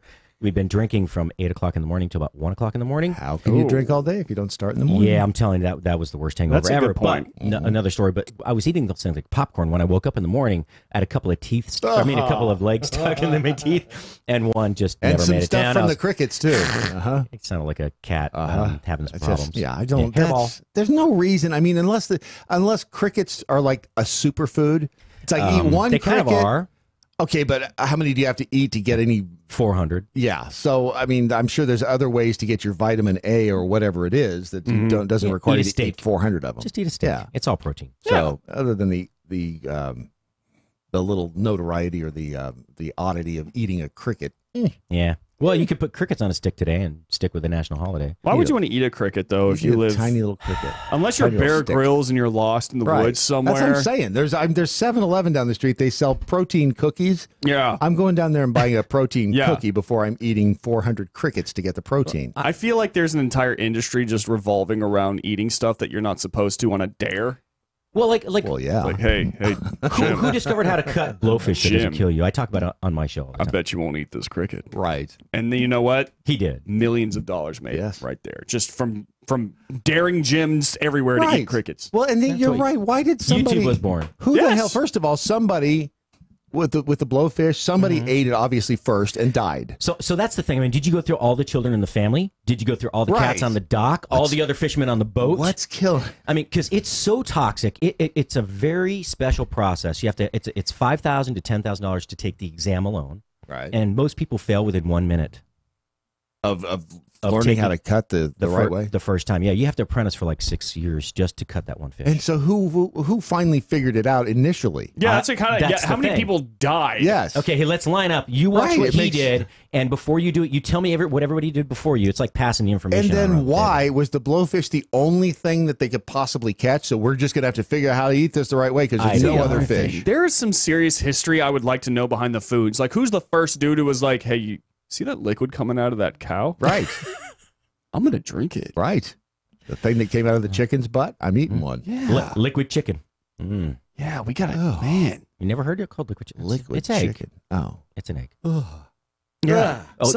You know what polk salad is? They have it here in Texas. Want to go to lunch? Want to go camping? It's this green. It's a cover green, kind of like a round clover, and it grows really low to the ground. And it's poached salad. Yeah. Poached salad. Yes. Yeah. Okay. So it's really hard to pick. Number one. Number two, you have to boil it and rinse it like 5 times. So it makes you violently ill. How many times? Hey, Johnny, come here. Hey, we're really hungry and we have no veggies in the garden and the animals have all died. We've eaten them. Try this. Okay, hey, Susie, I boiled it again. Try it. It's just stupid. I don't get it. Did you guys know that when it came to the potato, something we eat a lot nowadays here in America, it's like one of the staples here. They actually had to fool people when it was first, like the potato was first being grown. I think it was either in France or England or something like that. But like when they first introduced the potato to the general populace, like the general populace was like, no, this is tasteless. It's crap. Why do we want this? So in order to make the people want potatoes, the royalty there at the time was like, all right, here's what we're going to do. We're going to plant an entire field of potatoes. Right. I'm going to put guards around it and basically make it a like federal offense. Makes sense. To try to take one of these potatoes. And sure enough, oh, man. the people were like, why are they guarding those? Dude, I want a potato. Must have a potato. I have to have a potato now. Yeah. Yeah. And now because the rich people fooled the poor people into thinking that potatoes were worth a damn. It was kind of like the Spanish Inquisition, but we did it here. Eat the rich. Yeah, eat them or go to jail. That's ridiculous. That is bizarre. Apparently, no. It's because it was growing in abundance and they were lacking food. We got a lot of these things. That's why it worked in Ireland. We got all these things laying around that look like turds. It's like this is a root. It's tasteless. It's crap. Yeah. But we grow a lot of it, and it could feed the people. Bunch of them. So we'll see. They won't eat it. Well, they'll eat it. Trust me. Yeah, who knows? Yeah. We're just going to deny them the potato. Yeah. So I ordered Matt a special drink. Tomorrow we're not going to do beer for breakfast Friday. Oh. Brad sent me something that we need to try. Oh, yes. Actually, yes. I think you should try. This is one I really don't want to try. I may have to just say no on this. Yeah, I'm not sure I could. I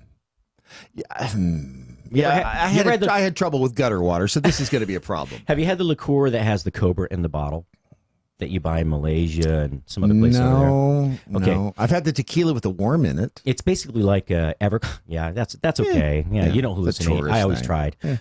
But it smells really bad. It's basically like Everclear, but they put a cobra in the bottle and it just sits like a in real there, cobra. A real cobra. It's terrible smelling.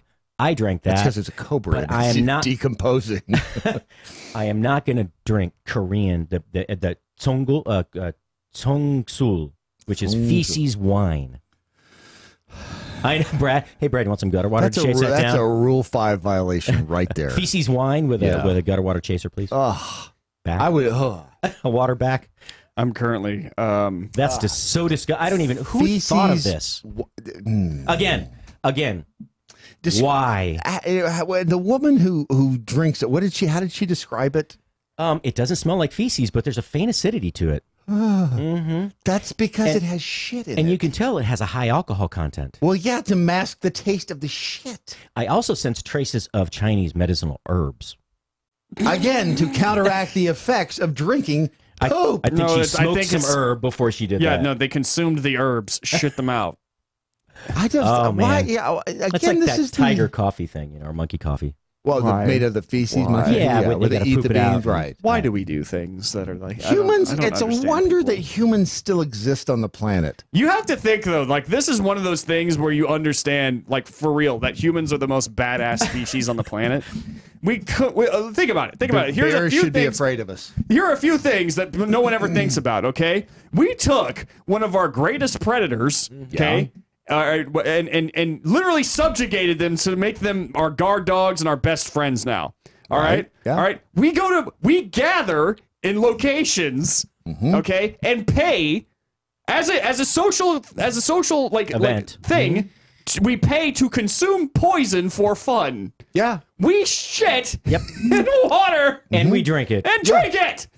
After months of treatment. After months of treatment. I'm not sure that badass is the word I'd use to describe I don't know. it. I don't know, dude. Because if you ever seen no. If you saw another creature do all that stuff and then like walk around and be the most superior thing on the planet, well, that's true. You'd go, yeah, all right, yeah. We had a guard dog at a motorcycle shop that I worked at, and it was a big, nasty German Shepherd. And in the wintertime, when it was cold, he would take a big dump right there and turn around and I'll just let you fill in the rest there. But that's what he would do, and you realized I never want to get near his mouth. Yeah, no, never.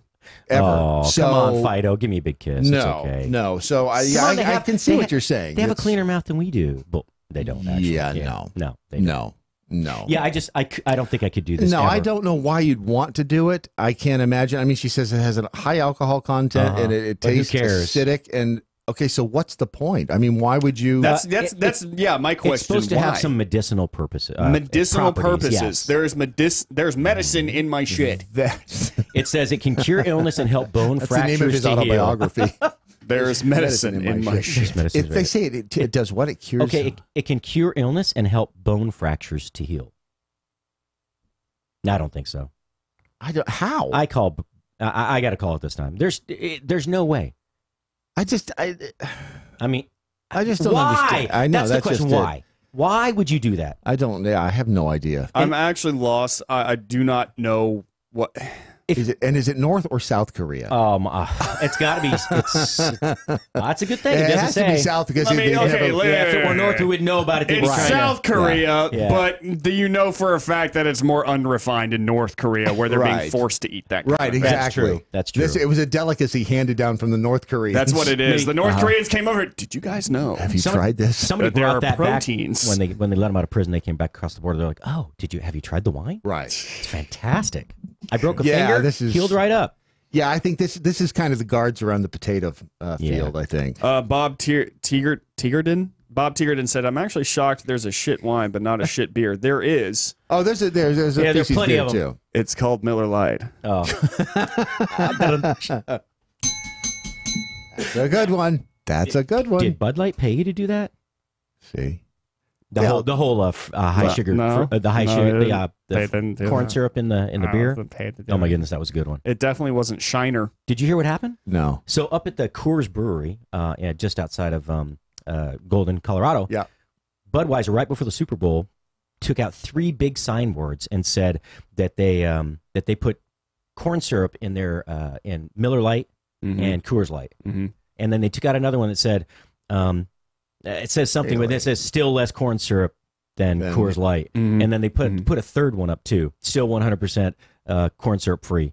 Anyway, so there's a big lawsuit going on now. Really? Is there corn syrup in those? Yes, there is. And so, but there are other companies that do it too. Yeah. Well, I mean, like the way they use the corn syrup, Budweiser isn't exactly being completely explanatory about how they use the corn syrup. But I will say this: it was a brilliant marketing strategy. It was hilarious commercials, a set of commercials. Well, I thought that Miller Lite really screwed up. Well, did you see the rebuttal? Yes, I did, and it was so serious. What was the rebuttal? They wrote a letter on Twitter. No. The commercial, real quick. They did a commercial where, remember how they did the Dilly Dilly commercial? They're in the castle. Yeah. They did one like that but they all walk off the set and grab a Miller Lite. Really? Oh, interesting. Yeah. Well, now with the news that corn syrup may cause cancer or may fuel cancer tumors in mice. Everything causes cancer. I know, right? Except for listening to your show on. As a matter of fact, it is possible that listening to Chef Patrick's show over on Spoonie can help ease the pain. It's possible. Or it may cause something. It's possible. Listen to Gwen. That'll help. What time's your show coming up? 1 o'clock Eastern. 1 o'clock Central. 2 o'clock Eastern. See, I told you I hate time zones. On Spoonie Radio. This, however, is MoJo 50.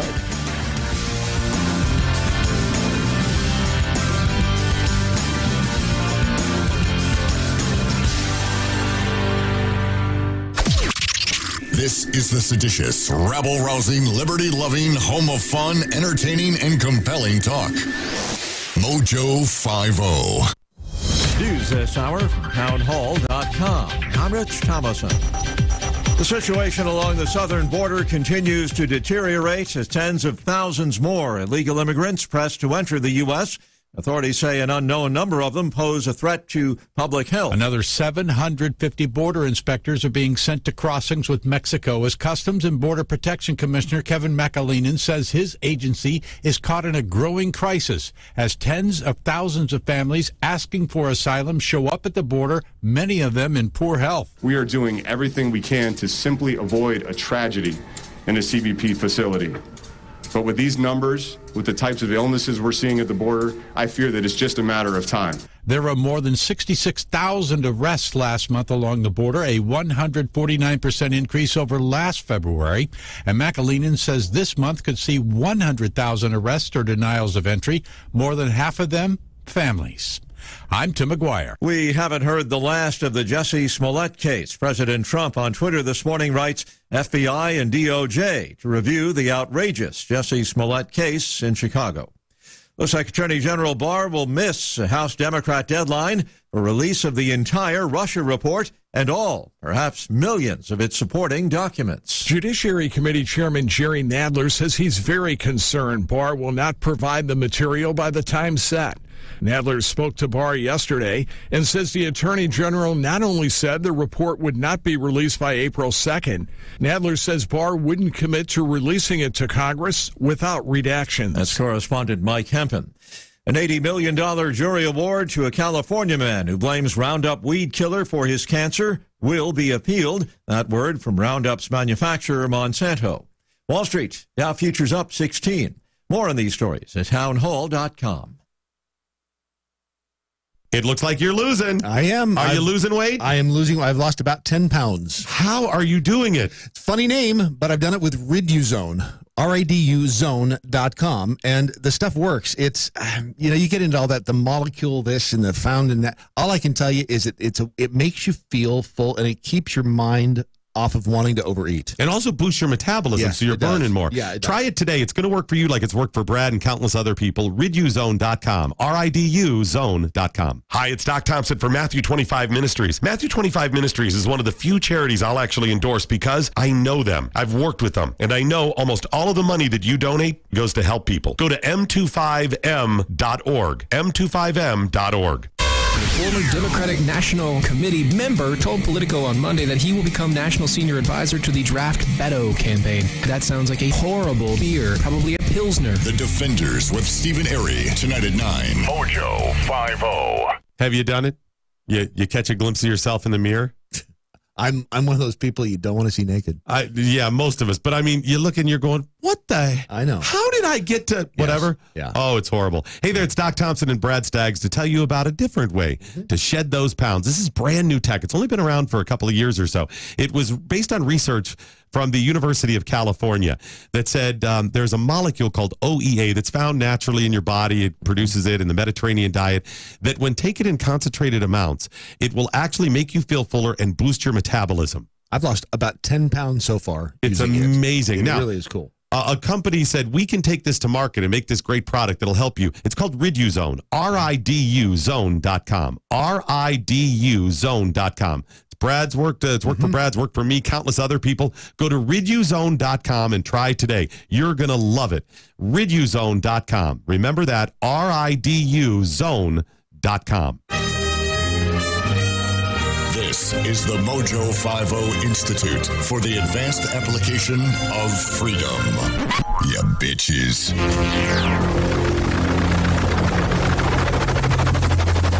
The mothership has landed. Gosh, I don't know if you want to talk about the glaciers or the male birth control pill. Oh, you know what? Let's talk about glaciers. The Jacobsong Glacier has been melting over the last 20 years. The fastest melting glacier in West Greenland. It's now unexpectedly growing again. Unexpectedly? New research published in Nature Geoscience revealed that since 2016, the ice of the Jacobsson Glacier has thickened. Jacobsson? I don't think they're German, but they might be. It's thickened due to the cooling waters at its base. The research team found that the waters around the opening of the glacier, which is also called the Cermak Coulage in Greenland, now they're coolest since the 1980s. Consequently, the glacier has stopped melting and instead is now thickening and growing toward the ocean. Who'd have thunk that there is an ebb and flow? I know, right? I mean, is this man-made glacier thickening? I love the idea, because like I was thinking about writing an article about this on Red State and just decided to skip it because I was like, this is ridiculous. Now the climate scientists are saying something along the lines of, well, it just goes to show.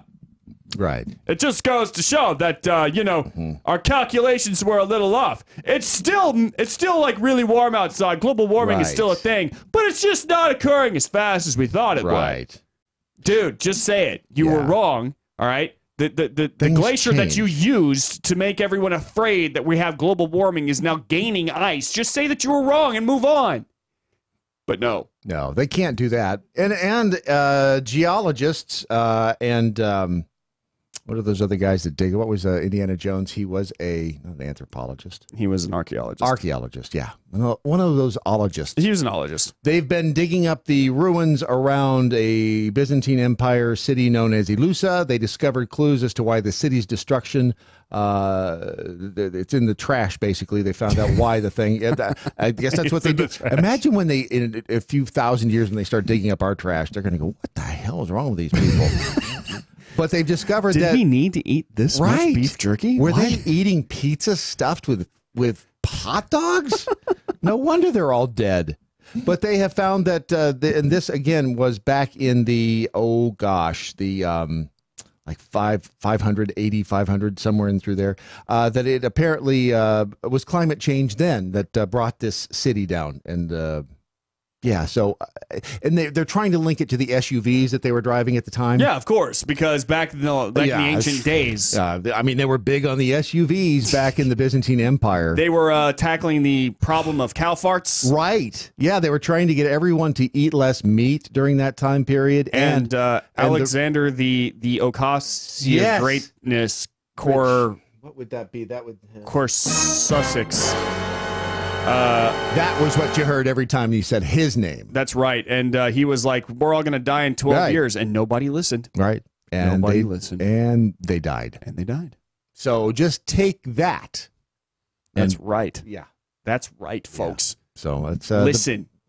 Just do what the nice woman in Congress says, and no one gets hurt. No one gets hurt. Right. Yeah,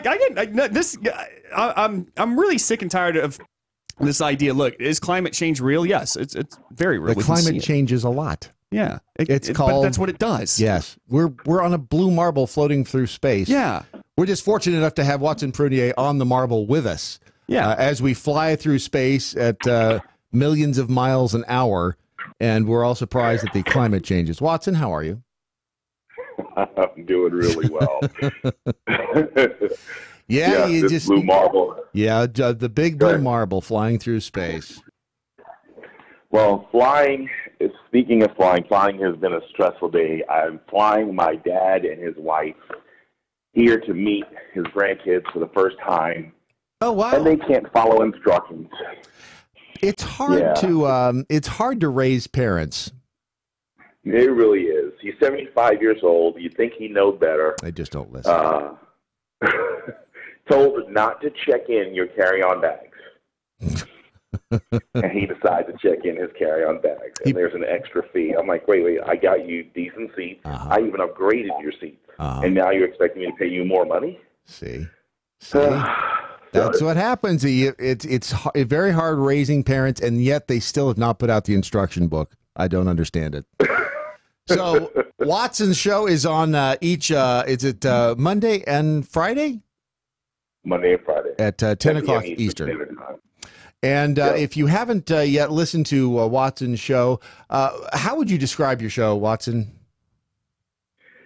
My show is probably one of those, I'm neither Kevin Jackson, and I'm not with the Webb guy or something like that, right. David Webb. I'm neither of those guys. I am pretty much your middle lane, riding in the middle center lane show where I pretty much want to. I lean conservative, but I want to point out the inconsistencies on both sides. And when I'm not talking about politics, I want to talk about everything else. Wait a minute. You can't lean conservative as a black man in this country. That does not fit the mold. You are automatically fired from being a black man. Wow. See, that's the problem. I'm not a black man. I mean, even Doc got it right. I'm Caucasianly challenged.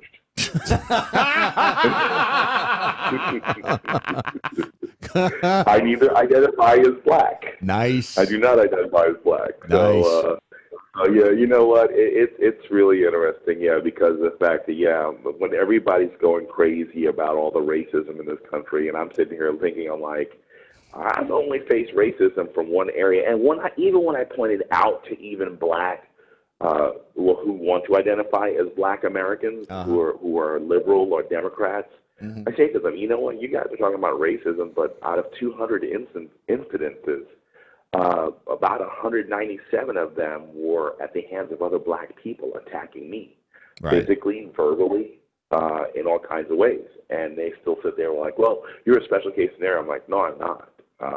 This is reality. I mean, you guys are worrying about cops killing black people when that only constitutes 0.5% of the time of the national deaths. So, yeah, I cover that. I try and help people with finances. It's a whole gamut of things that I try and share. Well, and the thing is, especially with you look at the black on black crime. I mean, Chicago. Yeah. I mean, all you have to do is look at Chicago on any given day, and there are examples, horrible examples of that each and every day. And then you have this whole Jussie Smollett thing out of Chicago. Oh my goodness! I mean, Chicago is like a petri dish of every kind of weird crime, and especially when it comes to black on black. But with the Jussie Smollett thing, what is your take on this? Why do you think that they just came out and dropped all the charges?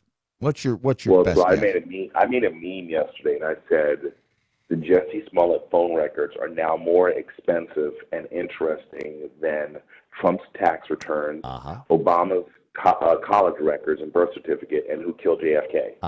I think that, there are two national candidates who are running, and potentially a previous president and family who could have been on the phone call with him within the last 2 weeks of the quote-unquote incident that took place.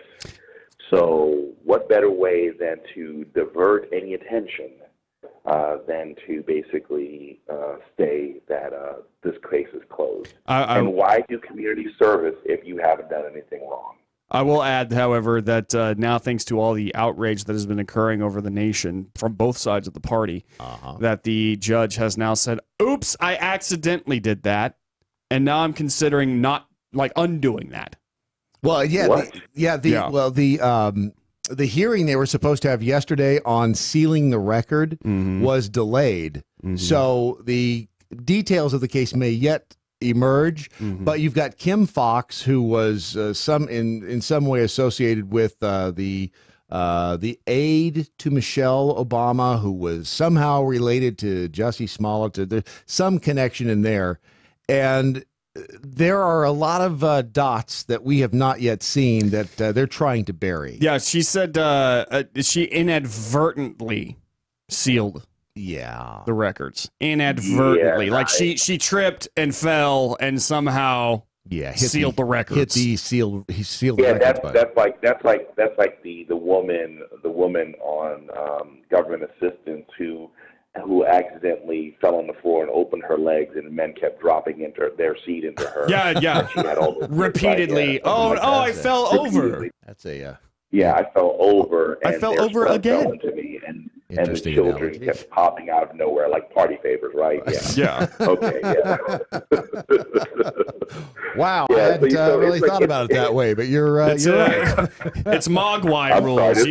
You drip water or food or whatever it is onto the Mogwai and just everywhere. Well, I'm sorry. I'm a little bit more raw. I'm a little bit more raw than I normally am this morning. Well, that's quite. At least you're not Dominic Izzo. That guy is nuts. He's horrible. He is. Oh my God! You know what? I'll tell you though. Every show that I listen to, every show has me cracking up. There is something great. There's something. It's always a new perspective. He always comes there with a new perspective. Like I said that. I think it was on my first broadcast when I was roasting most of the guys in the beginning of the year. I was like, Dominic Izzo is like Fabio and Andrew Dice Clay having a child.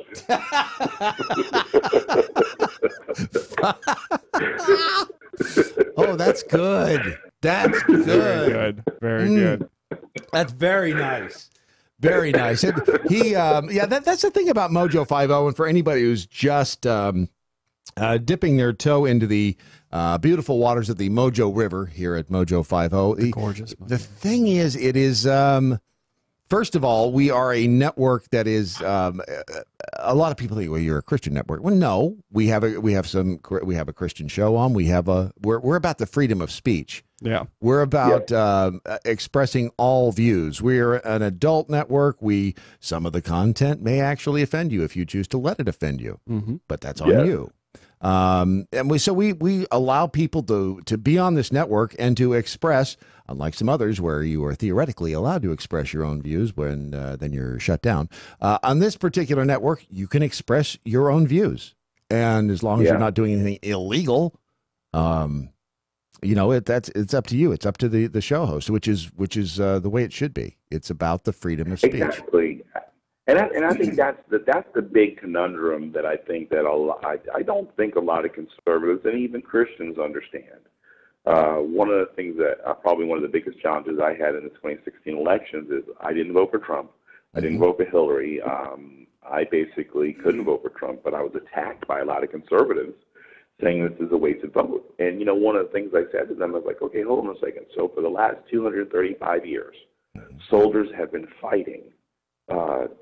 Soldiers have been fighting for the Constitution, defending your right of choice and conscience. And I had vets telling me winning matters over character. Mm-hmm. Wow. And I was like, what? What? Oh, yeah. Are you kidding me? And then I had another person who basically said to me, I even showed them the biblical passage, Romans chapter 14, that says that, don't let the meatitarian attack the vegetarian and vice versa. Mm-hmm. Everyone has that choice, that right of conscience. And I was called a pharisaical, I was called a passive-aggressive Pharisee. Yeah, that's right. One of the things that really did bother me about the Republican Party during the 2016 election was that very thing. It was winning is all that matters. What's character going to get us? What's having principles going? That is something that people actually said to me. Having principles doesn't help us win elections, and I'm like, exactly, dude. You don't understand what you're sacrificing for a V. Exactly, and look at the consequences because here we have it again. Because the only time I've ever voted straight ticket was 2004. Mm-hmm. 2004 was the last time I voted straight ticket. Bush got my vote, and I watched him for 2 years do nothing, which explained the shellacking that came in 2006 and the ensuing economy disaster that came after. And so I have big concerns. I'm reading up on some books right now and trying to interview some people on a potential another blowout in 2020. Right. Because of the fact that the rooster's coming to crow. Right, exactly. And if that's the right phrase for it. So, because we failed, we elected morons who didn't, spineless idiots who didn't do their job.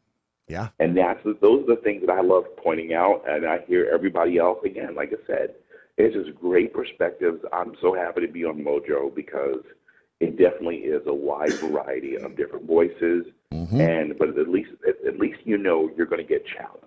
Yeah. If you don't walk away challenged from any of the programs, you're not paying attention. You're doing it wrong. Exactly. There you go. You're doing it wrong. All exactly. Right. Watson Prunier again on Mondays and Fridays, 10 p.m. Eastern time. The show is Battle for Freedom, and let's see, tomorrow. Yeah, tomorrow's Friday, so tomorrow night another brand new episode. Yes, and in my new set too, because the fact that before Monday, my backdrop was gaudy. I'm not going to lie to you. I was moving into a new studio, and it looked like someone gave me their garage, and I got in there, and I'm telling you, it is like listen to the show rather than watch the show. I mean, because it's just that bad. I mean, if anything, you could watch me paint my beard red last week. So if you want to find something in the after show, watch me paint my beard red live in the after show program. So that's awesome. From that, thanks guys for having me on. Yeah, thank you, man. We'll talk soon. Thanks, Watson. Take care. All right, so Battle for Freedom tomorrow night, 10 o'clock Eastern, and only here, MoJo 50, and of course on the Facebook page as well. I like Watson. Watson's a good guy. He had Doc in blackface. I'm telling you, talk about pushing the old envelope. That's Watson's our Caucasianally challenged host. Yeah, that's what Doc was calling him.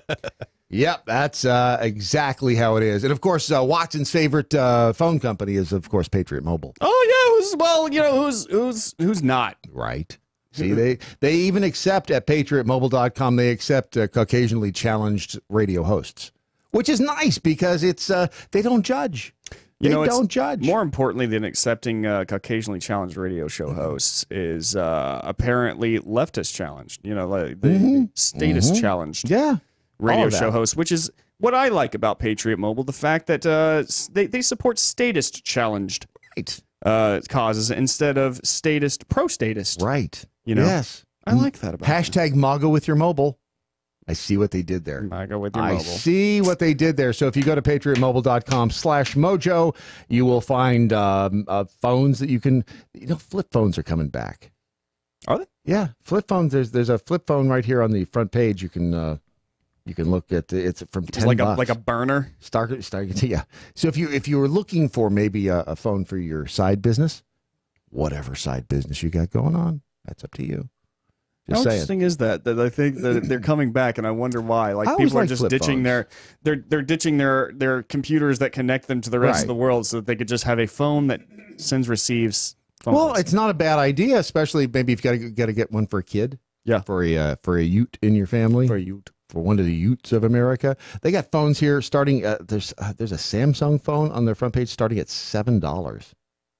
Holy cannolis. Nice. So go to patriotmobile.com/mojo. And not only that, but when you sign up for an account there, you're also supporting conservatarian causes, the NRA, Empower Texans, etc. You can find out the rest at patriotmobile.com/mojo. What's up with Joe Biden? Oh, I'll tell you what's up with Joe Biden. Is he okay? So he's dipping his toe.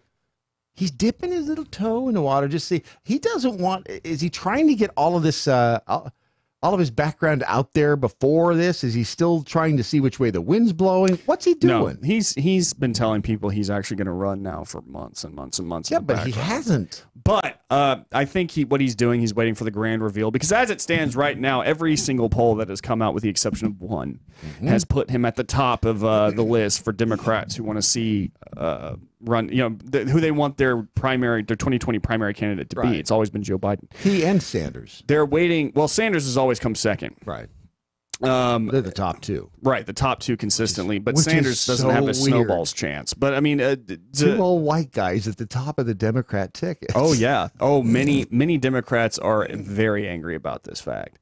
And that's causing a split in the Democratic Party. The thing is, though, is that I think Joe Biden's waiting. He's waiting for the grand reveal. And once he does that, a little closer, because here's the thing. If you put him in the running right now, it kind of subjects him to the rise and fall of, the law of undulation. Yes. It applies. So what he's waiting. He's keeping out of it. He's keeping people guessing. He's keeping people paying attention to him at all times by not announcing, which actually is kind of a brilliant thing to do. The problem is that many people actually look at Joe Biden as a moderate, and that's why they consider him such a viable option. The problem with that is that if you actually look at what he's saying and what he's doing, he's not a moderate at all. He's just a subject to what he believes is currently the causa libre on the left, all the identity politics, all the social justice. That's what he thinks is in right now. In fact, just yesterday it came out, and there's an article on redstate.com. I wrote about it. You should go check it out yourself. It's redstate.com. That's right. Is it right there on the front page? It is. It should be. You might have to scroll down a little bit because I wrote it yesterday. But the whole entire thing is that Joe Biden is now blaming all the abuse that women have suffered on white men. He said that women's abuse is a white man's culture problem and that it has to go. And that is an identity politics thing to say if I've ever heard one. Joe Biden is just as guilty as Kamala Harris and Beto O'Rourke and all those other people. Yes. But he's saying all this stuff. He wouldn't have said that like 10 years ago or even 5 years ago. He's saying all this stuff right now because he believes he has to in order to stay relevant in the Democratic Party. The Democrats right now are feeling incredibly pressured to accept all these radical ideas like, the Medicare for all, the Green New Deal, the yada, yada, yada. Joe Biden is no exception. No exception. So that's what's happening with Joe Biden right now. He is holding off. He is making people want him to run. All right. Mm-hmm. And he is and it also keeps him somewhat out of the limelight. But rest assured, he is just as radical as everybody else. He is no moderate. And once people find that out, I feel like his stock is going to go down a bit. Well, and the thing is, he brings up the the Clarence Thomas hearings. Yeah. Way back when rocks were soft. Yeah. And he keeps saying, I wish there was something I could have done. Wish there was something I could have done at that time. He was the head of the committee. Yeah. Yeah. He could have done anything he wanted to do. And the other thing I love about it is he's blaming all of this on the reason that Anita Hill wasn't listened to is because the panel who interviewed her and who handled the Clarence Thomas hearings was a panel of white men. Yes.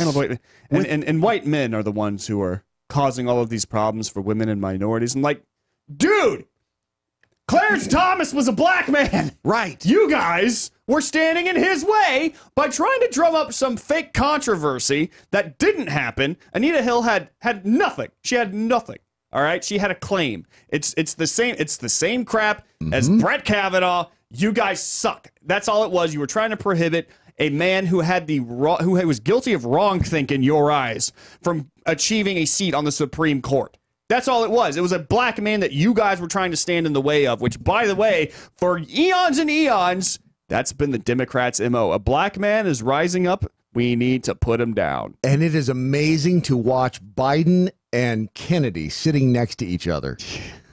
Across the, sitting up on literally in the high ground of the room there with Anita Hill sitting down in the pit, and they're looking down at her. Mm-hmm. And it is creepy the way Joe Biden describe in your word. Now describe in his words why he wanted you to watch. Now describe in your words about his words. Yeah. It was almost like it was some sort of weird gratification for him to hear her talk about it. Now say it with a low voice. Yeah. Say it with a low that's really the way, if you go back and watch the video, that's really the way it comes off. Yeah.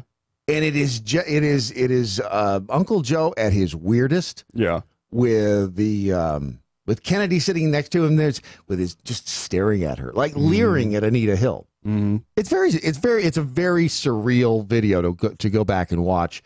And I vaguely remember seeing them at the time. I don't think I paid much attention. I mean, the only thing I remember about that whole reel is the pubic hair on the Coke can. Yes, that's I'm telling you, that's quality politics. That's the equivalent of he laid on top of me and I was scared to death in the Kavanaugh hearing. The Democrats, man, they come up with some of the. It is a bizarre culture. But I just tweeted out a link to your article over on Red State. Thank you, Brad. I love you that much. I love you too. This is your Daily Mojo.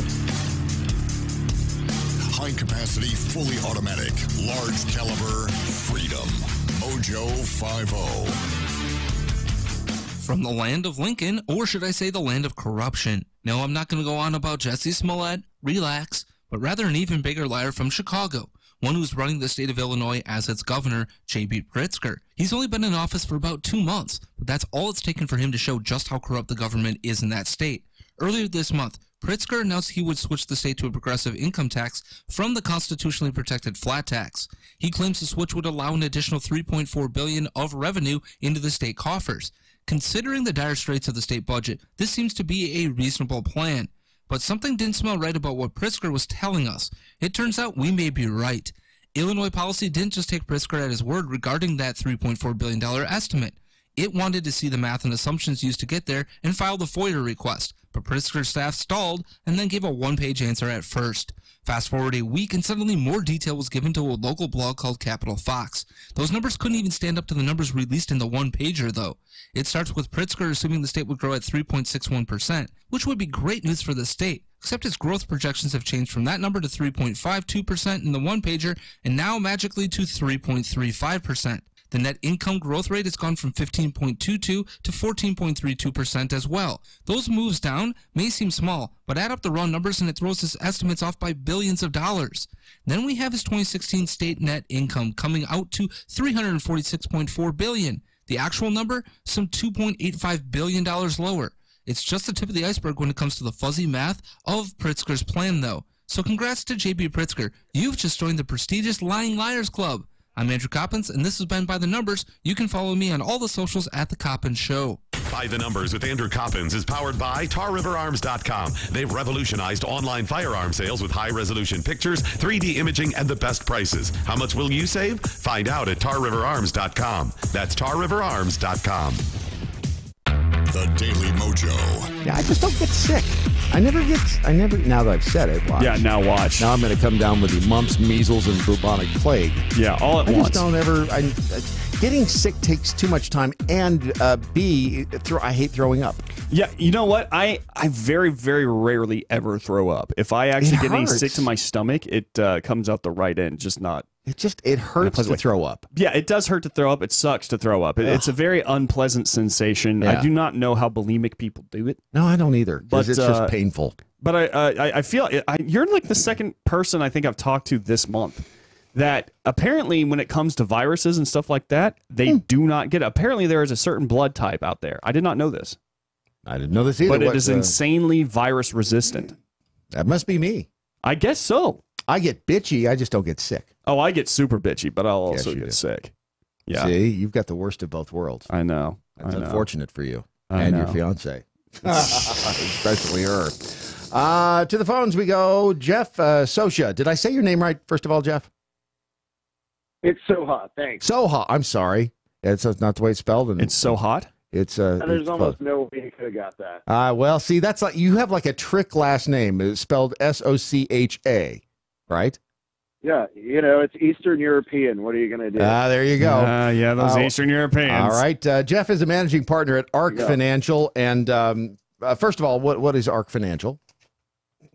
So ARC Financial is a full-service financial consulting firm helping people lower their taxes, increase their wealth. I want to do that. I want to increase my... Do I have to start with wealth before I can increase it? It's a lot easier if you do it that way. Damn it. I never get that right. All right, so this is interesting because we a little earlier in the program, we talked about millennials having like $1 trillion in debt, first of all. And then I'm seeing the story here of kids getting... and parents doing this, giving their kids credit cards to survive as they go off into the world, as they go to college, etc. And that apparently some of these kids are actually not using the credit card for its intended emergency. What? I know, right? Shut up! It's crazy that you could give a kid a credit card and they would actually use it for I don't believe something that for other than a emergency. second, Brad. What's going on with this trend, first of all? Well, I think the real trend underlying this is the issue of financial literacy in our country. So, look at the ballooning debt from the government all the way to the household. And, it starts at a young age. But I do think that getting these kids some financial tools like credit cards to teach them at a young age how to handle it responsibly would be a good goal. Well, yeah. I mean, that makes total sense. I mean, you wouldn't hand as an analogy, you would not hand somebody a .22 pistol and not train them how to use it. Yeah. A credit card is a financial tool. It is something that can cause a great deal of harm to a person's financial status. It can be used for good as well. But to give a kid a credit card and not tell them exactly and not train them in the ways of money, first of all, that seems completely crazy. But there are people doing that.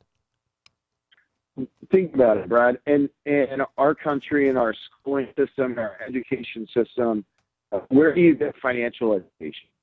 You go to school. You don't really talk about money in elementary school. You move way up into high school. They don't really talk about even basics of accounting or finance. And then maybe let's say you go on to college and it's not required. You don't learn personal finance. You don't learn corporate finance. Everybody doesn't have to understand it. And then let's say you take that even further. You go out into the real world and you're working. And like you said, you've got to make decisions about major purchases, cars, credit cards, debt. You're racking up all this student loan debt that you have no idea what that really is going to do to your life. Do I sign up for a mortgage?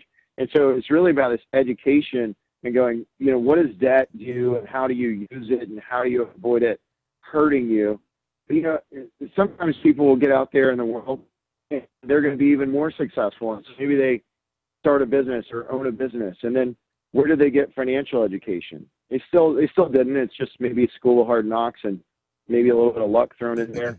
And then some of those people even find their way into politics. And, we don't need to take it there, but you can see the financial debt issues. I think I know what you're talking about, yes.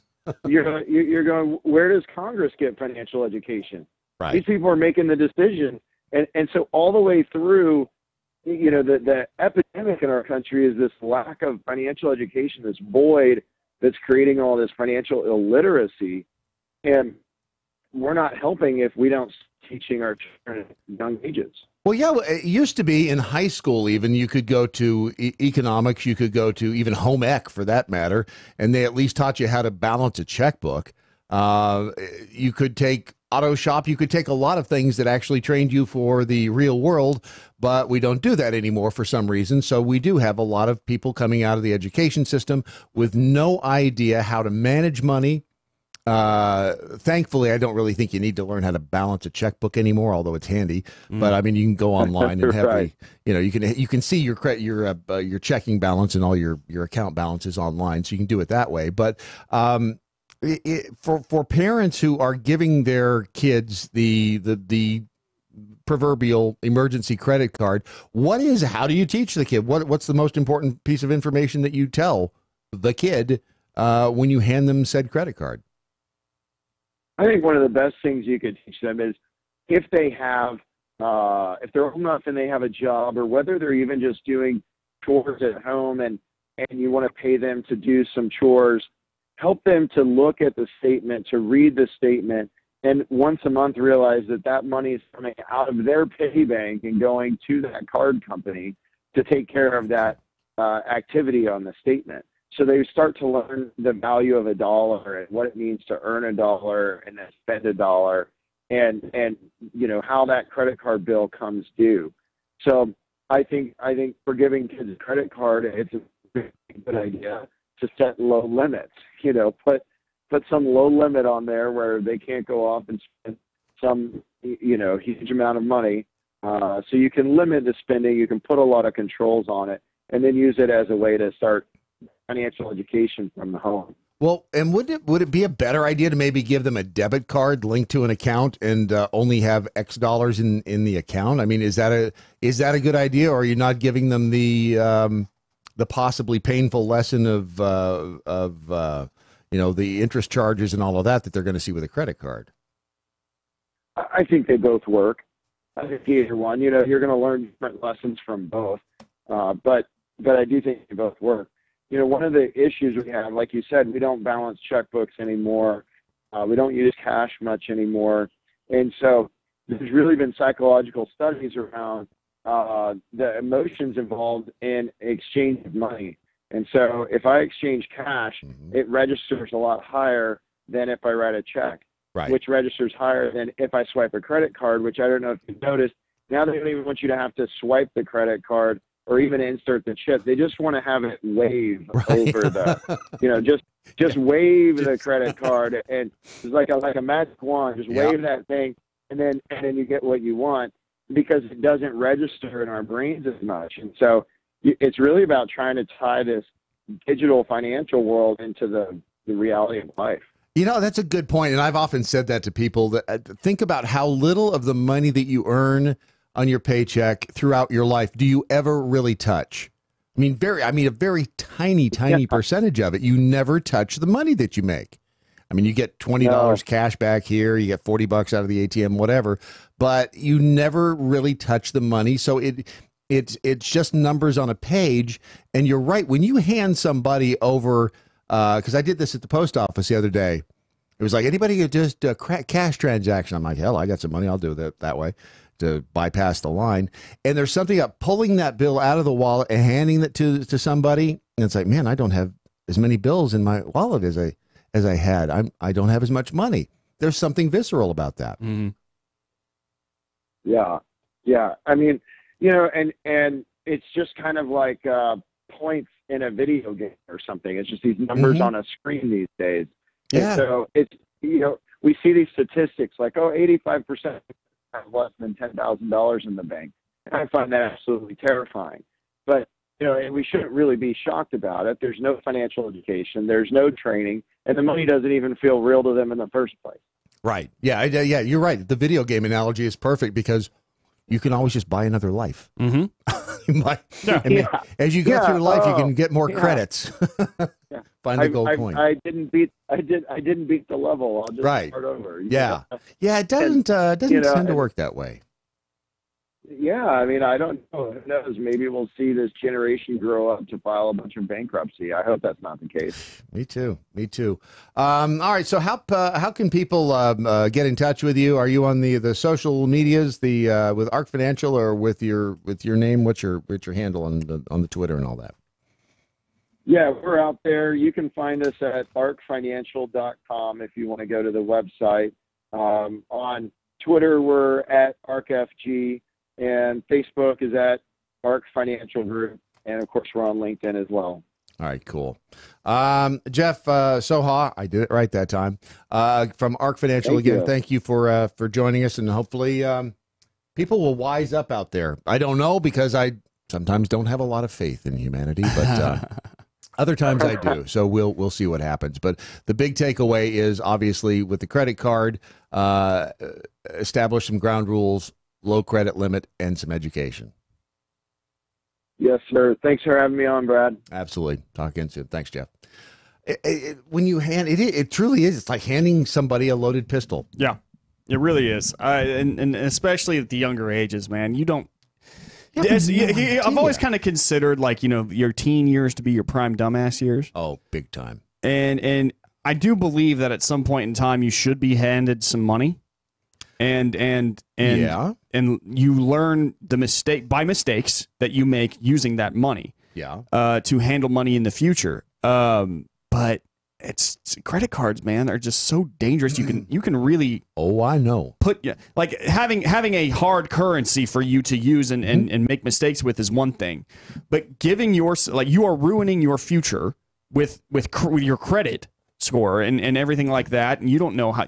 It's hard to keep track of how much money you're spending whenever you have a credit card. It is, I've been at points in my life where I've had to use credit cards just to pay bills and things, and it sucks when you see the interest charges and the late fees and the everything else, and the whole paying the minimum balance. It's going to take you 32 years to pay this off. Yeah, which is why you have to pay it off in big chunks. Yeah. But it's tough. You've got to give your kids, and sometimes you have to do that to a spouse. You got to give them a good lesson. Yeah. Sometimes a spanking is involved. Yeah. Toby McAvoy just tweeted, I was valedictorian at my high school. I completed a BS in mathematics. I never took a single business class. I had to learn about debt the hard way on the streets at the hands of strangers. Yeah. And that's tough. It is tough, but there's nothing like experience to knock some sense into you. And I'm one of those people because I'm an idiot. Just to let you guys, I'm kind of stupid, so I have to. In order for me to learn, no wait, you can't tell that. Yeah, you can. Yeah, in order for me to learn my lessons, usually it's me doing the dumbass thing and suffering consequences and me going, okay, I'll never do that again. Or if I'm actually feeling gutsy, so don't do it that way. Right. But I'm going to try it a different way. Yeah. Techru, I always use cash to buy beer and booze. If I don't have the cash, I probably shouldn't be buying it. There was That's just logical. Right. There was a skit on Saturday Night Live back when it was funny. Actually, I think it was from the 80s. It was the financial guru who'd written the book called If You Don't Have the Money, Don't Buy It. Yeah. Do you remember that skit? It was like, in my book, I show you how to, if you don't have the money for something, don't buy it. It's weird. It's a funny skit. I'll see if I could dig that up somewhere. But it's total common sense. Yeah. And again, it was one of the last times that Saturday night was actually funny. Yeah, I miss those days. I do too. Yeah, now they're real hit or miss.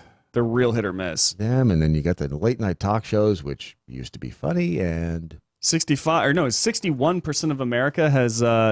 This is really interesting to me. 61% of Americans have tuned out of watching SNL. Right? They don't watch anymore. Right. It's the same exact number percentage-wise, of people who do not any longer watch late night comedy shows. Really? The same exact number. Really? Yeah. I thought that was really interesting because that tells you something. Because I feel like a lot of right-leaning people and independents have completely just like given up on this stuff. Yeah. On both. I want to watch it. I want to watch comedy to laugh and to not think about this other crap. It's not about your get it out of my escapism. I don't want to. I don't want to hear about your political opinions, bro. Right. All right. But now the people who tune into these shows tune in because they know that they're going to hear political opinion that agrees with them. Uh-huh. So you have this massive like audience that has vacated late night comedy, and like this. Politics has become entertainment. Well, what really kind of gets to me is like, don't you want to, as a business, attract the largest customer base that you can? You'd think so. But so ideology has really gotten so far into Hollywood and all that stuff that they're quite literally like, well, we don't really care about having a more audience and more eyes, more viewers for our ads and stuff like that. Really, we just kind of want to get a message across to the people who already believe this message. Yeah, it's weird. And when you see actors tweeting about the politics, they are immediately blowing like Chris off. Evans? Any of them, and I mean this on either side of the aisle. You're immediately you've blown off half your audience. Yes, it's the whenever the anti-Trump actors in Hollywood come, tweeting out, it's like, oh, just shut up. De Niro and all them. De Niro's a great actor. Just act. Well, like right now, Chris Evans is saying that he's going to have to terminate a friendship with that football player. I can't remember his name now. Tom Brady. Tom Brady. He's gonna cut off his friendship with Tom Brady because Tom Brady likes Trump. Oh, what a dude! Half of the country, actually, like more than half of the country, likes Trump right now, okay? In fact, he's probably going to win the next election off of economics alone. Right, yeah. All right? So is Chris Evans just giving the middle finger to basically over half of America right now? Yeah. It seems to be. Like how proud do you have to be? I don't get it. I really don't get it, and it's. I apologize, folks. I am a cranky, ranty mess today. I am just like I should chill the hell out. Do you need some Midol? I might. Are you cramping? I'm feeling a little. I'm feeling bloated? puffy. I'm feeling puffy. I'm feeling agitated. I'm sorry. I just want to sit on the couch, eat Yoplait. You're pretty. Do you want me to braid your hair? Yes. I'm gonna watch some Gilmore Girls. We can eat MoJo Wild Rice together. Oh, yes! I had some today for breakfast. Of course, that's like 3:30 this morning when I woke up. And I couldn't go back to sleep. It was MoJo rice, MoJo Wild Rice, and then carrots and chicken was in there. Ooh, it was really, really good. Carrots and chicken. Oh yeah. Oh yeah. You dirty little. Oh yeah. Talk to me that way. Yeah, I love it. Oh, do you want to? I could do that. I could feed you MoJo Wild Rice, braid your hair. Oh my God, yes. And then, will you tell me I'm pretty? You are pretty. Oh. You are the prettiest. I mean, I just don't see why the other guys don't see anything in you. And then I want to sit on my bed in my pajamas and have a good cry. And eat a lot of chocolate. Yes. Eat a lot of chocolate. You got ice cream? Bring on the ice cream. You know what I haven't had in a while that I would really like to? Man, I miss it. Is Dairy Queen Blizzards. I had one probably last summer. I had one of those, and they're good. Isn't that the one where they hand it to you with upside down? Yes. Like that's like, hey, here's how you know you got a blizzard. And you're like, I love it. Yeah, man, they don't have any DQs in downtown Dallas, and which is where I live. And so you need to come out to the burbs. Dude, I'm telling you, man, I miss the burbs, buddy. Come out to the burbs, hang out. I am so sick of living in the city proper. Oh, I am not a city boy. I'm just not. But are you a country boy? I'm kind of a country boy. You just need to come out to the burbs, hang by the pool. We'll go to DQ. Mm-hmm. We'll have the barbecue. Mm-hmm. We'll do all of that, and then I bet you don't hear horns and sirens at all hours.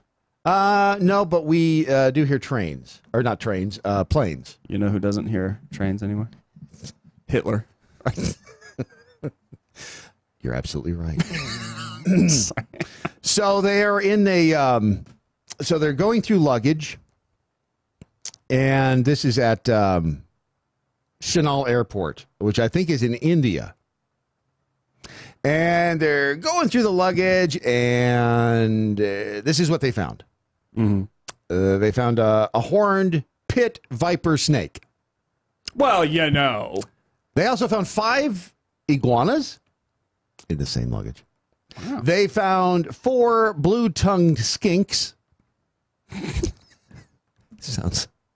I think I went out with her in high school. At some point in time, you got to quit choking them. Have you been licking a Smurf again? Papa Smurf is awful happy. 3 green tree frogs and 22 Egyptian tortoises. So they caught a herpophile. Yes. Yeah. At the airport. What's a herpophile? Is that somebody who that's a word that I think I just made up. Okay, I like that. Then yes, they absolutely did make yeah. Because he's obvious. The herpetology is the study of reptiles, and if you really love reptiles, maybe you're a herpophile. Aha. Yeah. I see what you did there. Yeah. Officials say the species were being transported for wildlife trafficking, and that some of those animals are threatened. You either stay in that luggage or I'm going to kick your ass. That kind of threatened. The Egyptian tortoise recognized as critically endangered on the International Union for Conservation of Nature Red List of Threatened Animals. It's hard to put that on a URL. How did he? My whole entire equipment. And I'm sorry, maybe I'm jumping ahead here. No. Why did he think that he was going to get away with this? I don't know. Is that explained in the article? No, it's the passenger was detained, and officials said that the animals would be returned to Thailand, where he had been traveling from. So I guess I understand like what his because he took rare animals. He was going to sell them. Yes, I assume. All right. Yes, but you have to have some. I know I realize that TSA is absolutely awful, but you have to be very like Ocean's 11 about transporting that many reptiles. But on top of that, you have to be an idiot if you think you're going to be like to the reptiles, hey, let's have a chat. Yeah, You make yourself you make yourself known. Okay, you show yourself, and I'm going to kill you. Oh, see, I'm going to kill your those family. were the threatened ones. Yeah. Let's see if we can understand this guy, because he's a little hard to understand here. Hold on a We second. apprehended a passenger who was trying to sneak through the green channel. Yeah. So on being questioned, he was very evasive in his replies. So we took his checked-in baggage, which was a purple color stroller, and we found that he was carrying 9 plastic containers in it, and among the other chocolates and other personal effects. So wait a second. So he's carrying 9 plastic containers with reptiles among chocolates and other personal effects.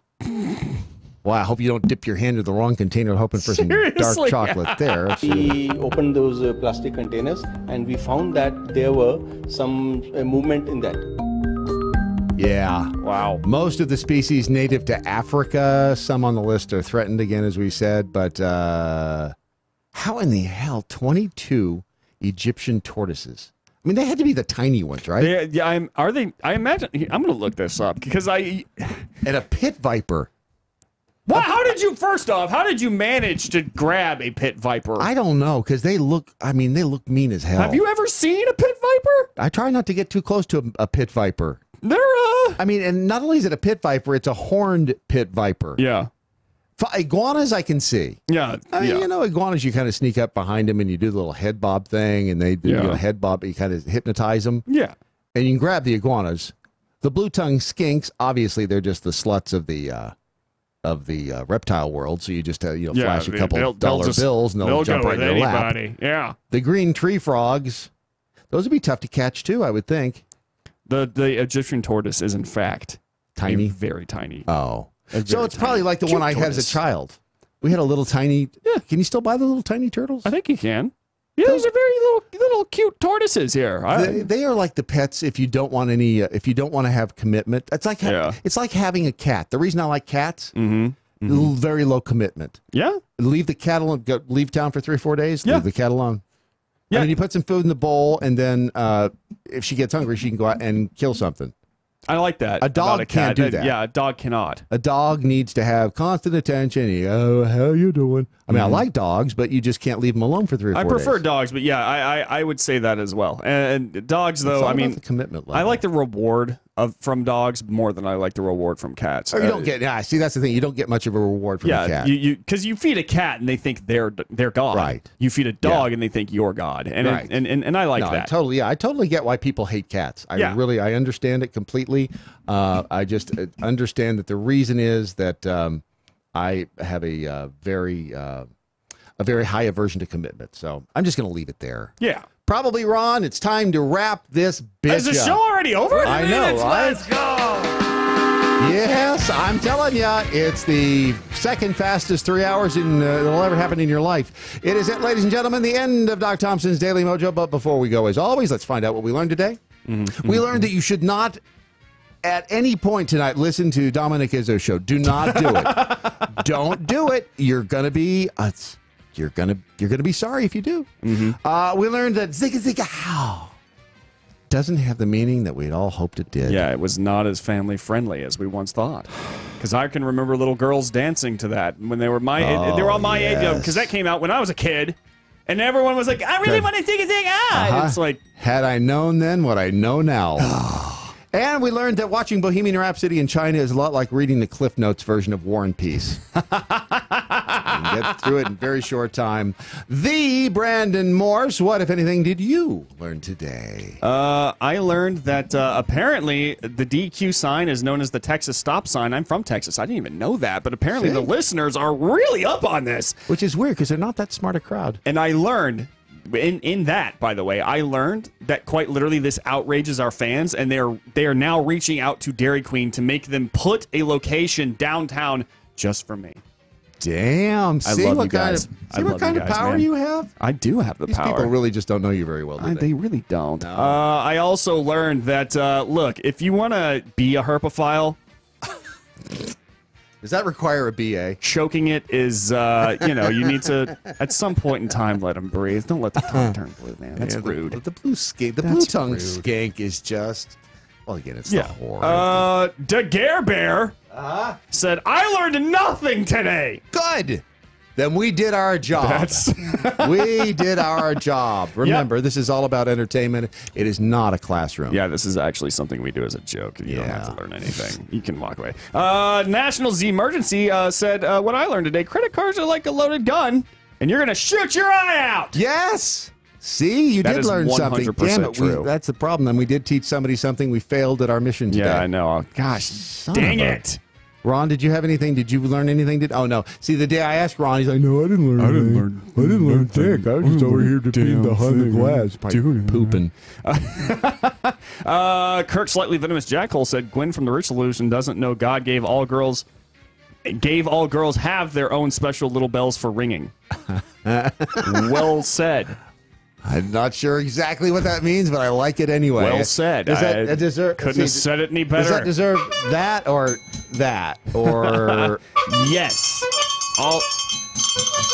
Wow, that's just like an orgy of sound there. I don't.